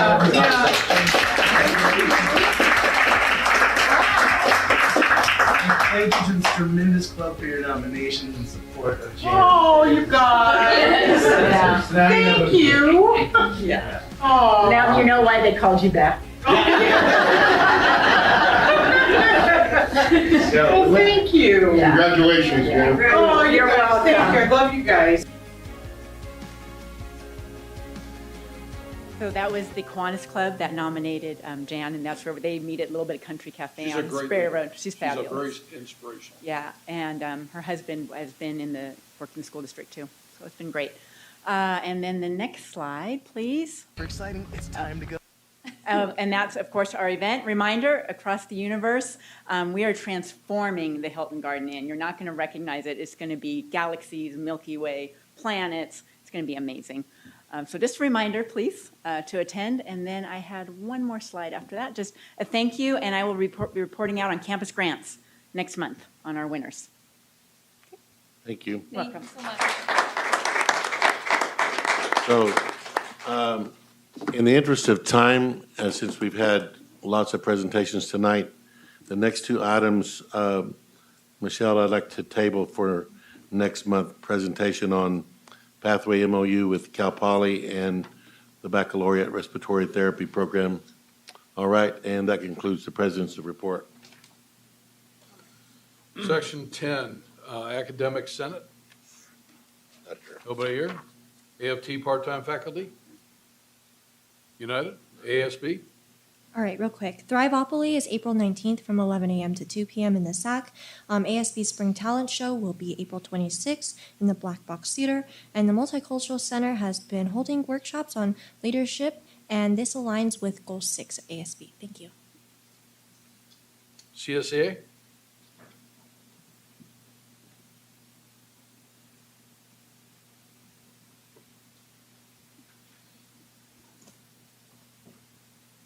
evening. First, I want to say I think this is probably one of the best, if not most active, ASB councils that has been here since I've worked here. You guys do amazing work, and I just wanted to recognize that. Between February and March, the district hired approximately 11 classified professionals in various departments.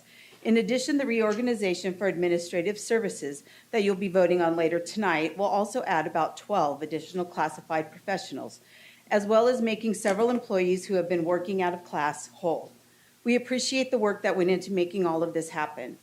Currently, the CSEA Events Committee is working hard on putting together the events for our Classified School Employees Week next month. As always, we are happy to take any donations in the form of cash or gift cards. I was informed today our first gift card donor will be Dr. Walden, who is donating 24 $25 gift cards. We really do appreciate that. Thank you very much. I also want to thank the foundation, who will be providing us with a coffee truck donation again this year. And anyone else that wishes to donate can come and see me in Building 55. Thank you. Thank you. CTA? Not here. Nope. Management? Kelly Cahow. Oh, she's got some. You got a bring in a group with you? I am. So I'm Kelly Cahow. I'm the Dean of Humanities, Arts, and Social Sciences, and I wanted to take my 3 minutes tonight to introduce to you the newest participatory governance committee on campus, which I did not plan this, but it actually perfectly aligns with the board goal that that Trustee Wood discussed tonight. It is the Caring Campus Committee. So it is officially now a committee. The charge and mission is to develop and foster a caring campus approach to help administrators, managers, faculty, classified professionals, and students to develop a culture of connectedness and belonging. On the committee are just that. There's managers, faculty, both part-time and full-time, classified staff, and then we also have student representatives, and I am fortunate enough to be the management representative. So I'm very excited about it. But I also wanted to give credit where credit is due because I really had nothing to do with creating this committee or getting it approved. So I wanted to pass it over to the two co-chairs, which is Jan Espinoza and Pablo Saldana. Hi, everyone. Thank you so much, Kelly. It's just an honor for the support that we've gotten from Dr. Walden and everybody that's been involved. Our classified professionals have been super open and receptive as well. This Caring Campus Committee really is here to continue to cultivate this sense of belonging and togetherness and really be able to just feel more rooted into our institution. Gianna Espinoza has been an incredible asset to this committee, and really I'm just so lucky that I get to work with her on this. And again, thank you so much for everybody that's been receptive to this committee. Hi, I'm Jan. I've been on this journey with Caring Campus for about 4.5 years. We actually developed our commitments back in 2019, kind of finalized them. COVID hit, it kind of went dormant. We kind of didn't do anything with it. Dr. Walden invited me and a couple of other classified to attend a leadership academy. And it really challenged us to come back with some ideas. We kind of were fired up. And so spring of 23 started the journey. We developed an operating agreement in fall of 23, and our committee started in spring of 24. So this is a great journey. We have a lot of support, a lot of people that are interested. We're really excited to see what we can do for our campus, for each other, for our students, to advocate, to network, to really define some of the barriers that we have personally as employees. And it doesn't matter what constituent group that we're speaking to. We have some things that we can do better to better serve each other as well as our students. Thank you.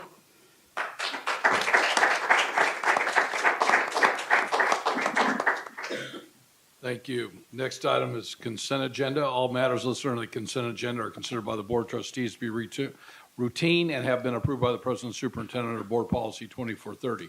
There will be no separate discussion on these items prior to the time the board votes on them, unless a board member requests a specific item to be removed from the consent agenda for discussion and separate vote. Public comment on consent Items from anyone completing a card will be heard prior to the board's vote on the consent agenda.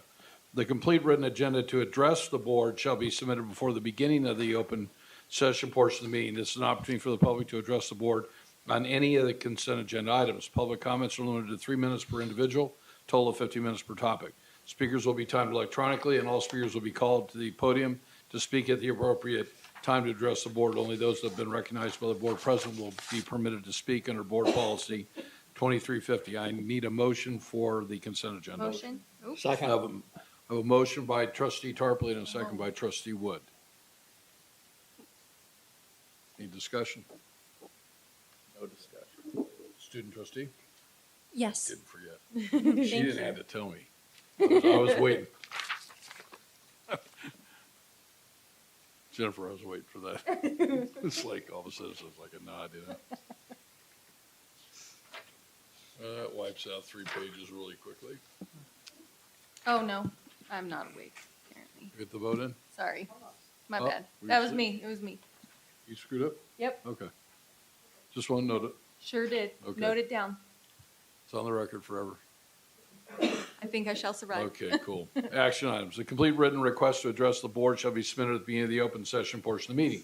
Individuals who want to comment on the action items may do so after being recognized by the board president and before board discussion of a particular item during the meeting. Comments are limited to 3 minutes per individual and a total of 15 minutes per topic. Speakers will be timed electronically, and all speakers will be called upon at the appropriate time to speak. Only those that have been recognized by the board president will be permitted to speak under board policy 2350. Do we have anybody that has signed up? No. 13.1 separate approval of the items. We've already done that. 13.2 board self-evaluation process. I'll make a motion that we utilize the services of PPO. Second? And the motion was. For PPL. For PPL. Again. That's how our students should be talking after all this. Right. Yeah, tired. Yeah. Sorry, Yeah. Michelle, my apologies. Making a motion that we utilize the services of PPL. We have a motion by trustee Wood, Second. a second by trustee Tarpley. Student trustee, Yes. time to vote. So proud.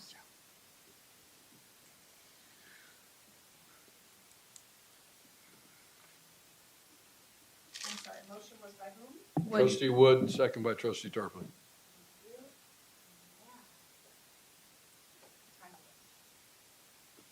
Maybe.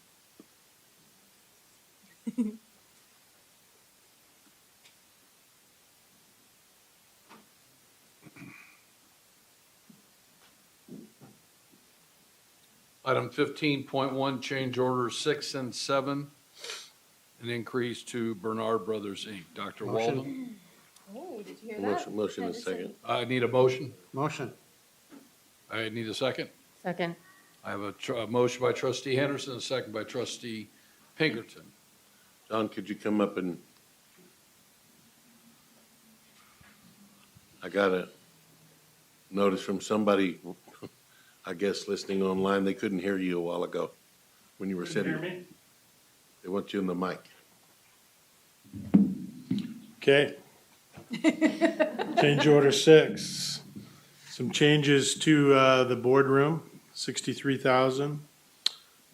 We added some card readers and door hardware. The original design only had the exterior entrances on the card reader system, and our goal, Bless you. long-term goal here is to move to totally automated access system across campus. So we added the interior doors so we know who's going in and out of that facility. That was $111,000.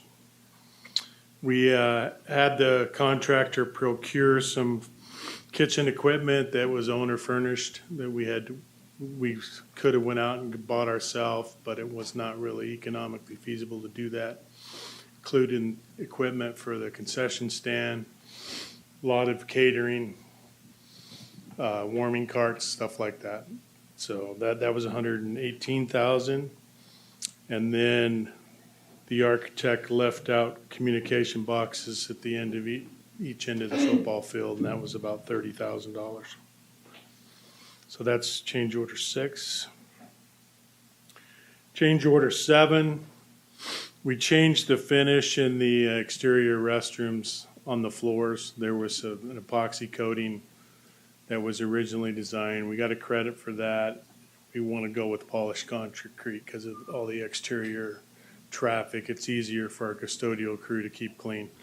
So some of the crafts had written on the floor some of their dimensions in permanent ink. So we had to pay to grind that down. That cost $1,500. There was some sprinklers that had to be rerouted, $8,700.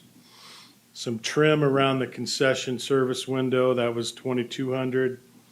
And then if you've been around the baseball field where the backstop's at, when we pulled the fabric off the backstops, the real high backstops behind home plate, the current posts were just unsafe. So we had to pull those out and replace them with really a DSA approved, very large found. I think they got a 10-foot cage of reinforced steel and concrete. Footings? Pretty large, yeah, very large footings. And that cost $93,000. But we've taken the approach that we're touching that baseball field, and the whole project is we're going to do it right. There's a right way to do it, and that's what we've done. So that was kind of a shocking expense, but you know, it's going to be a very nice field and it's going to last a long time. We had to, there's a couple of sprinkler heads that are exterior, and the architect didn't know that it got cold up here. So he had basically wet sprinkler heads outside, and then they would freeze and break, and then we'd have a problem. So we had to change it to some dry, they're called dry pendants. They're actually, there's no water exposed to the exterior. So that cost $2,800. Then we're patching and trimming around some door frames. There's some really high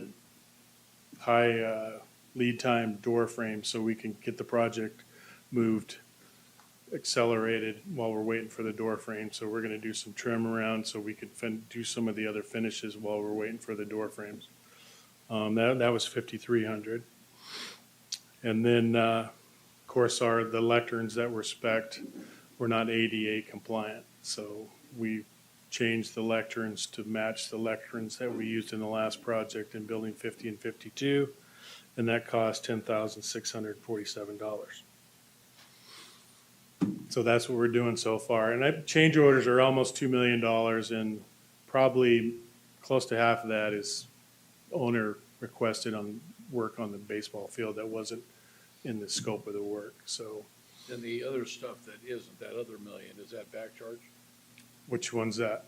Will be any of No, that? a lot of it was changes we requested.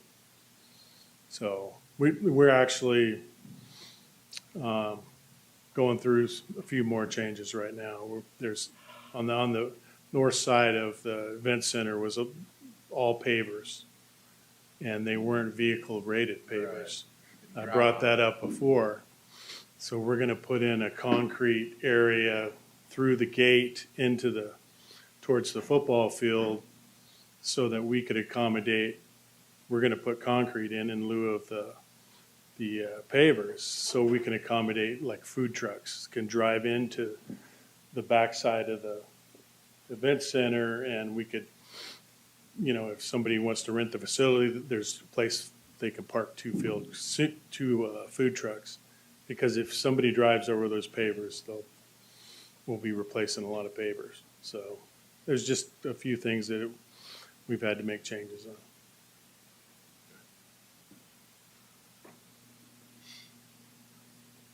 Okay, I got the next three items, so I'm staying up here. Okay, great. Oh, I don't think that the next three are going to require that. We're good. Okay. Thank you. Student trustee?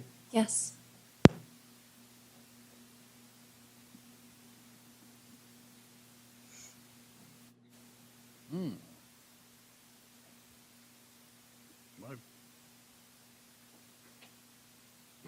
How'd that happen? I don't know. Did you get my vote? Did you get my vote? He saw my screen light up with it. Interesting, okay.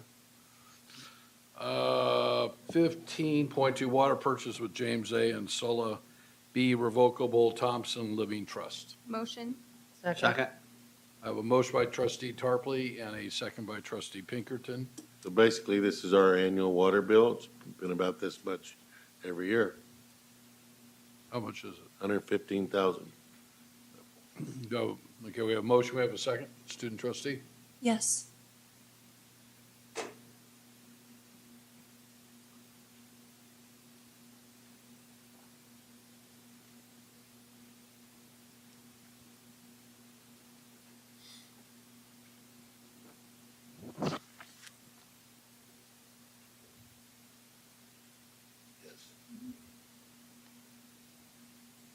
Did it go through? Okay. 15.3, temporary borrowing between funds for fiscal year 2024, 2025. Do I have a motion? Motion. Second.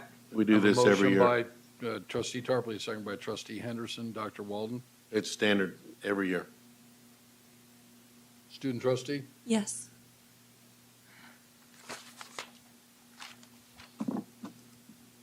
Peter borrows from Paul, and Paul pays Peter back.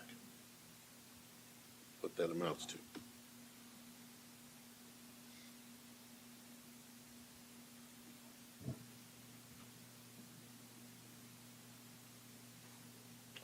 Fifteen point four, revised non-resident student tuition fee. Do I have a motion?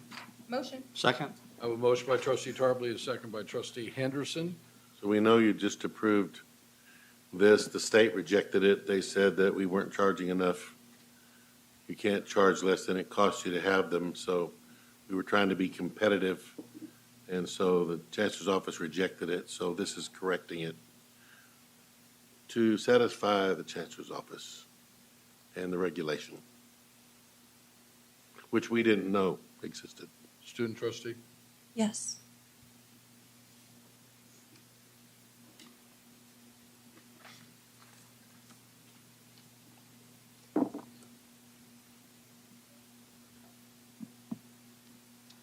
Sixteen point one, non-classified short-term employees. Do I have a motion? Motion. Second. I have a motion by trustee Tarpley, a second by trustee Henderson. Dr. Walden? You get these every month. Student trustee? Yes.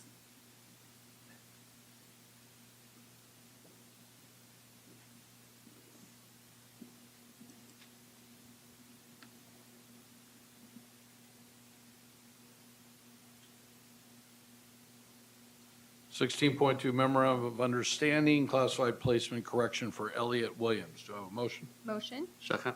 A motion by trustee Tarpley and a second by trustee Henderson. Student trustee? Yes.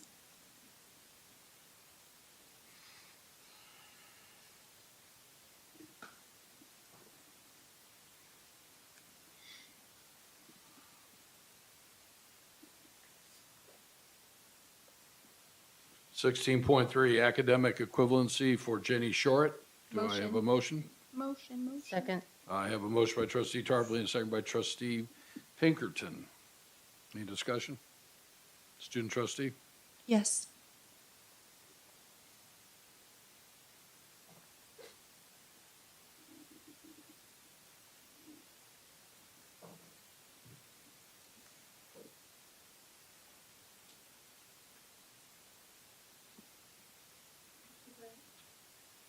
Oh, I voted. I thought.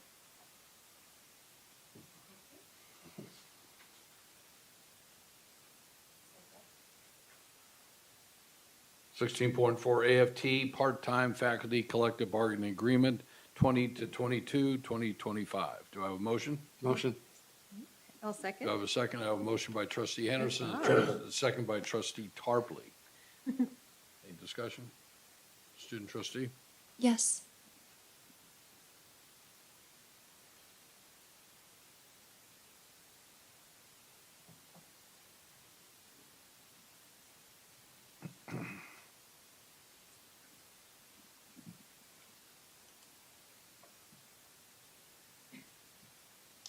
Sixteen point five, increased AFT part-time faculty salary schedule. Do I have a motion? Motion. Second. I have a motion by trustee Tarpley, a second by trustee Henderson. Student trustee? Yes.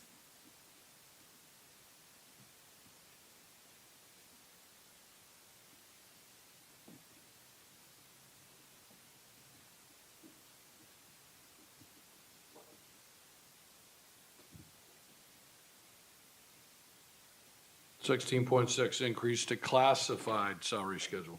Motion. Second. Motion by trustee Tarpley, a second by trustee Pinkerton. Student trustee? Yes.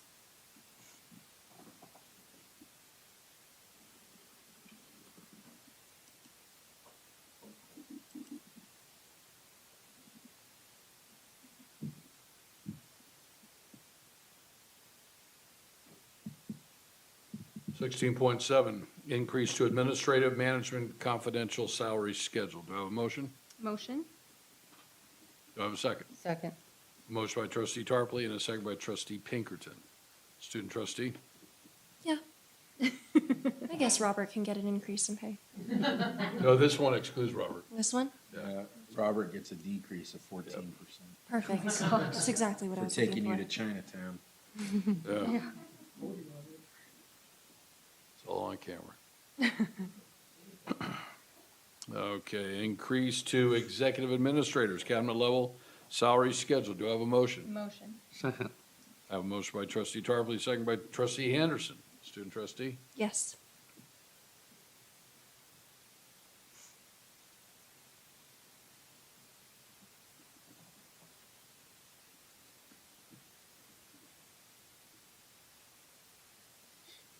Sixteen point nine, renewal of administrator contracts. Do I have a motion? Motion. Second. I have a motion by trustee Tarpley, a second by trustee Pinkerton. Student trustee? Yes.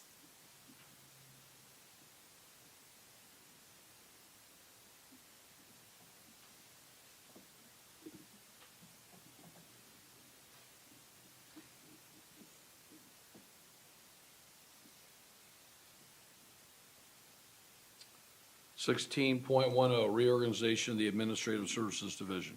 Do I have a motion? Motion. Do I have a second? Second. I have a John, do you motion- want to a motion address by this? trustee Tarpley and a second by trustee Wood. And then, John, would you like to? the big picture? Yeah. You have to go into all the details, just the big picture of why we did this, and this was a I think what long, he's saying is a 30-second version. long time coming, and it was a lot of work. Yeah. So we appreciate it. So the short version is, there was a couple areas of the college that typically auxiliary services and ASB and the bookstore that were running basically their accounting through the local bank and not in our county system. So that was, when I first got here, that was one of the things I noticed. And over the years, one of the things that I want to make change is bring back all the finances through the county system, open and apparent, and running through all of our policies and procedures. There's really nothing that, they were audited, but it just wasn't appropriate to have those operations outside of the normal county operation. So the director of auxiliary services in the meantime had resigned. So that gave me an opportunity to really, they had accounting people over there. I'm moving them to the fiscal services department. Dr. Walden's desire to have the outside rentals of facilities moved to the foundation. So it basically dissolved the auxiliary services department, moving the staff that was left there to other assignments. 2 of the staff members go to fiscal services. 1 staff member will go to basically a vacant position in the police department. We're going to move the chief and the police leadership and the administrative staff into the accounting office. If you're familiar where the accounting office was in the SAC, Building 44, where really our desire is to have the police leadership more visible to the students. So they're going to be going in and out of the SAC, and the students are occupying the Student Activity Center. So I think we're going to get a lot more visibility and hopefully remind the students that they're there, and if they have any ill things in their mind, they'll know that the police are right there. But it took a long time to get it all done, and we waited I basically waited for that classification study to be done so we could finalize it. And I pretty much have put the resources where we think we need them. I worked with all my managers. We used to have a maintenance mechanic, and we used to have a locksmith, which really weren't full-time jobs, so we've eliminated those. We've increased our groundskeepers and our maintenance mechanics. So we're really just taking the opportunity to put the resources to work in all the divisions. The payroll department went from 4 FTE full-time employees to 7. We've had some change in the HR department, so some of those duties are going to go to payroll. So we've got a management level position in payroll now that will take on some of the benefits duties and then assist our payroll manager in oversight of the payroll department. Same thing in fiscal. When I first got here, we had a senior accounting person that spent all of her time on grants and really managed the grants, over-managed them. So we pushed out the management to the grant people who should be managing their budgets. And so we're hiring a supervisor, an accounting supervisor in the fiscal services department to help the director manage that group. And their FTEs are up also. So we're bringing the 2 accountant positions down from auxiliary and put them in fiscal. So we've got more people in fiscal now. I put in a supervisor in there. So I think in the future, as these positions get filled, I think the college will be in a better place as far as accountability and audit control of the internal controls. And so I think I've worked closely with Dr. Walden to get the administrative services division set up to hopefully for the future. Thanks. Student trustee? Yes.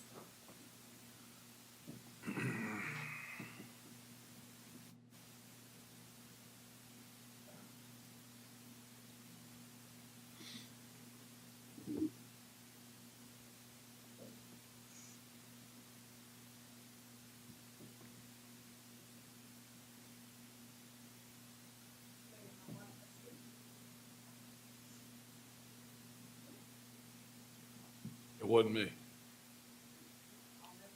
I know. I know. You know everything. 17.1, grant agreement, Mesa. I have a motion. Motion? Second. Motion by trustee Tarpley, a second by trustee Wood. Student trustee?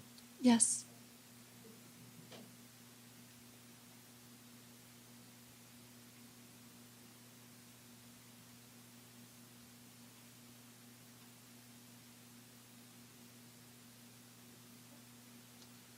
Seventeen point two, agreement amendment number 1 with Mesa. Do I have a motion? Motion? Second.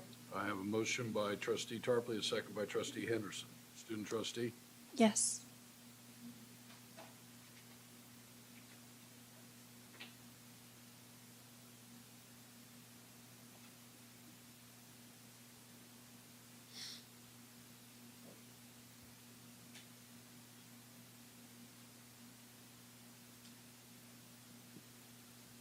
Seventeen point three, resolution number 2406, approval of resolution authorizing payment to Velocity Truck Centers for the purchase of a new 2024 Western Star 57X. Do I have a motion?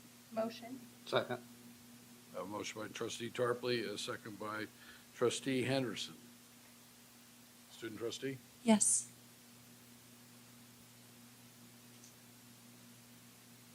When's that supposed to be delivered? We have it. Right? Where's that? Be out there in front. Go get it Getting wrapped? wrapped. Getting wrapped? Cool. Got cruise control, CD? Really? Leather chairs? No? We're not looking at Carsley, they're expensive.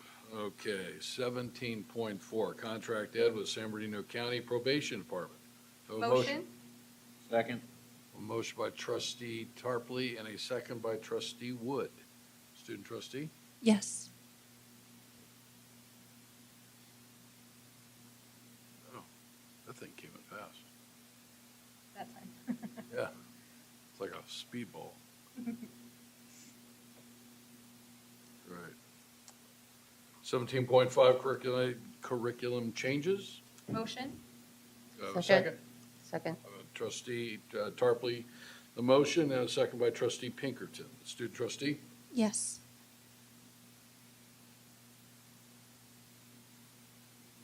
We're on the final stretch.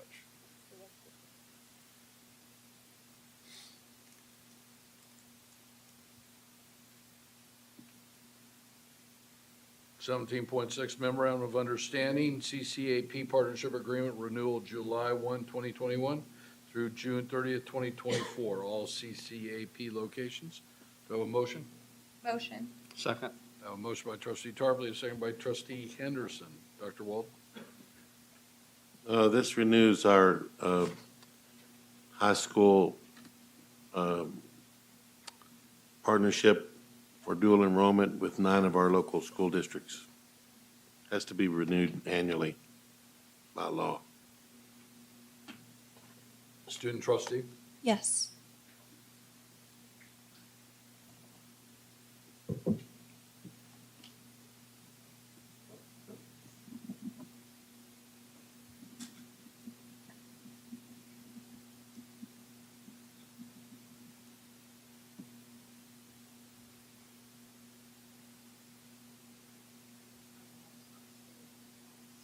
It's going around the world.